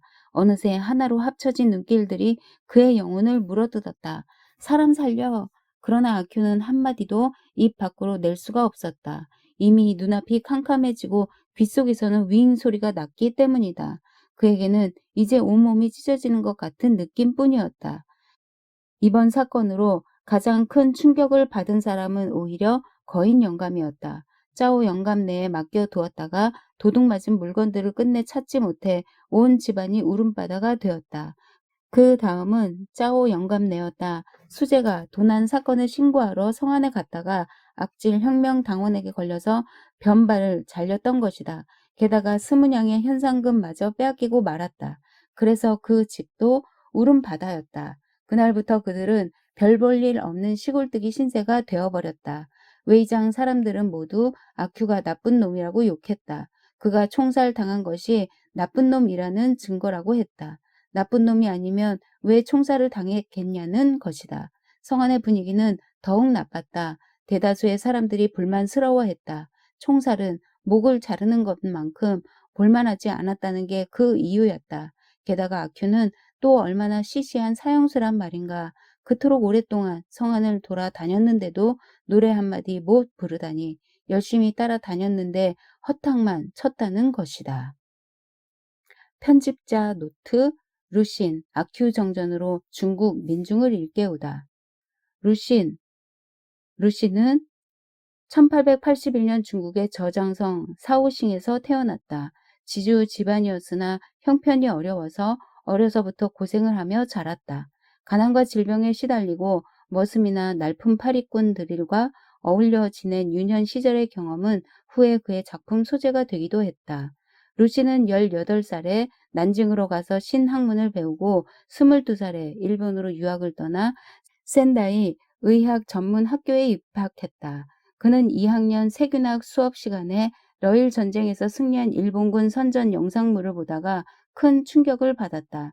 러시아 스파이로 몰린 중국인이 일본군에게 총살을 당하는 장면이 있었는데 중국인들이 빙 둘러서서 자기 동포가 죽어가는 것을 무심코 구경하고 있었다. 일본 학생들은 박수를 치며 환성을 질러댔지만 유일한 중국인인 루시는 그렇지 못했다. 어리석고 나약한 국민은 신체가 아무리 튼튼하더라도 무의미한 본보기로 희생되거나 구경꾼이 될 뿐이다. 라는 생각이 그의 머릿속을 떠나지 않았다. 강한 나라를 만들기 위해서는 건강한 몸을 갖는 것도 중요하지만 그보다 먼저 정신이 건강해야 한다. 루시는 친구들과의 대화를 통해 희망의 길을 찾았다. 밀폐된 방이 있다고 하세 창문은 하나도 없고 절대로 부술 수도 없어. 그 속에는 많은 사람들이 깊이 잠들어 있네. 얼마 지나지 않아 모두 질식해서 죽어버리겠지. 그렇지만 혼수 상태에서 그대로 죽는 것이니까 고통스럽지는 않을 거야. 만약 자네가 큰 소리로 외쳐서 그나마 의식이 있는 몇 사람을 깨웠다고 하세. 그들은 어차피 살아날 수도 없는 사람들이야. 그런 사람들을 깨우는 건 괜한 고통을 주는 일일 수도 있네. 그래도 자네는 미안하지 않겠는가? 몇 사람이 일어났다면 그 방을 나올 희망이 전혀 없는 것은 아니자는가. 루시는 글을 쓰기로 마음먹었다. 그는 의과대학을 중퇴하고 문학 수업에 열중했다. 1910년 루시는 고향 사오싱에서 중학당의 교감이 되어 박물학과 생리위생학을 강의하고 있었다. 그러던 중 신해혁명을 맞았다. 혼란한 가운데 사오싱의 유지들이 군사 정권을 만들어 혁명 정신을 흐리자 이에 맞서 적극적으로 혁명 활동을 했다. 그 후 문학 혁명이 일어났다. 그는 광인일기, 약, 고향 등 수많은 작품을 발표하여 민중의식을 일깨우는 데 앞장섰다. 그리고 1936년 폐결핵으로 사망했다. 아큐 정전의 배경 유럽의 강대국은 약소국을 정복하기 위해 동아시아로 내려오고 있었다. 이런 상황에서 청나라는 조선의 지배를 둘러싸고 일본과 청일 전쟁을 치르게 되었다. 전쟁에서 패배한 청나라는 국가의 중대한 이권들을 강대국들에게 빼앗겼고 지식인들은 민족적 위기를 느끼게 되었다. 이에 청나라 내부에서는 정치, 사회, 경제 전반에 걸쳐 근대적 개혁을 서두르는 목소리가 점점 높아졌다. 그러나 개혁파는 개혁의 필요성만을 외쳤을 뿐 구체적인 실천 방안은 가지고 있지 못했다. 더구나 청나라의 경제적 상황은 전쟁에서 패배한 이후 극도로 악화된 상태였다. 결국 청나라 황제가 밀어주었던 개혁운동, 캉유웨이의 변법 자강운동은 실패로 돌아갔다. 개혁이 실패로 돌아가고 1911년 우창에서는 민주주의 혁명이 일어났다. 이것이 신해 혁명이다. 혁명의 불길은 순식간에 전국으로 번져나갔다. 한 달도 채 되기 전에 거의 모든 성들이 혁명에 참여했다. 이 혁명으로 청나라가 멸망하고 중화민국이 탄생했다. 이로써 2000년간 계속된 전제 정치가 끝나고 공화 정치가 시작되었다. 그러나 혁명 이후에도 사회, 경제적 질서는 낡은 상태 그대로였다. 지배계층은 사회를 개혁하는 것보다 자기들의 이익을 추구하는 데에만 급급했다. 반식민지적인 중국의 국제적 위치도 근본적으로 달라지지 않았다. 중국인들은 신의 혁명에서 쓰디쓴 좌절을 맛보았다. 그들이 지키고 싶어 했던 중화 민족으로서의 자부심은 산산이 부서졌다. 그들은 근대화에 성공하지도 못했고 서구의 강대국으로부터 벗어나지도 못했다. 여전히 가난하고 여전히 멸시받으며 여전히 억울한 일투성이었다. 겨우 몇몇 유학생과 지식인 계층만이 이러한 혁명의 의미를 이해하고 있을 뿐이었다. 루신이 사랑했던 농민들은 아직도 낙후된 변방에서 근근히 살아가고 있었다. 그들의 의식은 잠들어 있는 상태였다. 가장 많은 희생을 치른 것은 바로 그 농민들이었다. 아큐는 그 농민들의 초상이다. 아큐는 어떤 인물인가? 아큐 정전은 1921년 12월 4일부터 1922년 2월 12일까지 신보 부간에 연재되었다. 발표될 때의 제목은 파인이었으며 후에 작가의 첫 번째 창작집인 눌함에 수록되었다. 정확한 이름도 모르는 품팔이꾼 아큐를 주인공으로 하여 과거의 영화에만 매달리는 민족의 태도를 정신적 승리법이라며 날카롭게 비판한다. 아큐는 혁명 세력에 들지도 못하고 주변부에서 서성이다가 오히려 억울한 죄를 뒤집어쓰고 처형된다. 루시는 그런 아큐의 운명을 통해 신의 혁명의 본질과 그 진행 과정을 비판하고 중국 혁명에서 진정 구제되어야 할 사람은 누구이며 또 그것을 가로막은 것은 무엇인지를 그려냈다. 아큐는 악의인지 악귀인지 그 이름조차 분명치가 않다. 본 적도 성씨도 확인할 길이 없고 확실히 알 수 있는 것이라곤 이름 한자인 자밖에 없다. 그런 아큐가 품팔이꾼으로 살아가는 것은 쉬운 일이 아니다. 사람들은 그를 놀리거나 괴롭히거나 이용할 뿐이다. 걸친 옷은 누더기요 가진 것이라곤 비쩍 마른 몸뚱이뿐. 그러나 아큐에게는 자존심이 있다. 그는 자존심을 지키기 위해 정신적 승리법으로 단단히 무장한다. 정신적 승리법이란 어떠한 현실을 마음에 드는 환상으로 빚어내는 방법이다. 그리하여 환상 속에서 영원한 승리자가 되는 것이다. 어떤 일에 부닥치든지 패배를 인정하지 않고 승리했다고 생각해 버리는 것. 그것이 곧 아큐의 정신적 승리법이다. 아큐는 건달들에게 머리를 쥐어 박혀도 억울하게 벌금을 물어도 기가 죽는 법이 없다. 힘없고 비겁한 하층민인 아큐. 그는 모욕을 당하면 자기보다 약한 자를 찾아내어 분풀이를 한다. 그것이 안 될 때에는 자신이 당한 모욕이 더 이상 모욕스럽지 않을 만큼 자신을 낮추어 버린다. 웨이장에서까지 밀려온 혁명의 물결 속에서 아큐는 어떠했는가? 그는 나름대로 약삭 빠르게 행동한다. 스스로 혁명을 한다며 변발을 틀어얹고 혁명 세력의 상징인 복숭아 배지의 위력에 눈을 뜨기도 한다. 그러나 그는 혁명의 의미나 구체적인 과정은 전혀 모르고 있다. 단지 혁명의 힘에 반했던 것뿐이다. 그는 현실에서 승리할 수 없기 때문에 환상 속에서 승리하는 방법을 택하여 하루하루 견뎌왔다. 사람들이 구름처럼 몰려있다. 비쩍 마른 남자가 밧줄에 묶인 채 마차에 실려 형장으로 끌려가고 있다. 사람들은 그를 호기심 가득한 눈으로 쳐다본다. 영문도 모른 채 총살을 당하는 아큐를 향해 사람들은 총살을 당하니까 저놈은 분명 나쁜 놈이라고 말한다. 그리고 총살은 목이 잘리는 것보다 구경거리가 못 된다고 불평을 한다. 루시는 아큐 정전을 통해 나약하고 어리석은 민중에게 호소했다. 지난날의 영광만 떠벌리지 말고 자신의 책임을 남에게 떠넘기지 말고 모욕을 당하면 참지 말고 남이 가는 대로 우르르 따라가지 말라고. 중국 사회와 민중에게 퍼져 있는 병폐를 그려낸 아큐 정전을 읽고 그 당시 사람들은 혹시 내가 아큐 정전의 모델이 아닌가 뜨끔해 했다고 한다. 아큐는 오래전 중국에만 있었던 인물일까? 바로 지금 우리 옆에도 수많은 아큐가 있지는 않은지 혹시 내가 아큐인 것은 아닌지.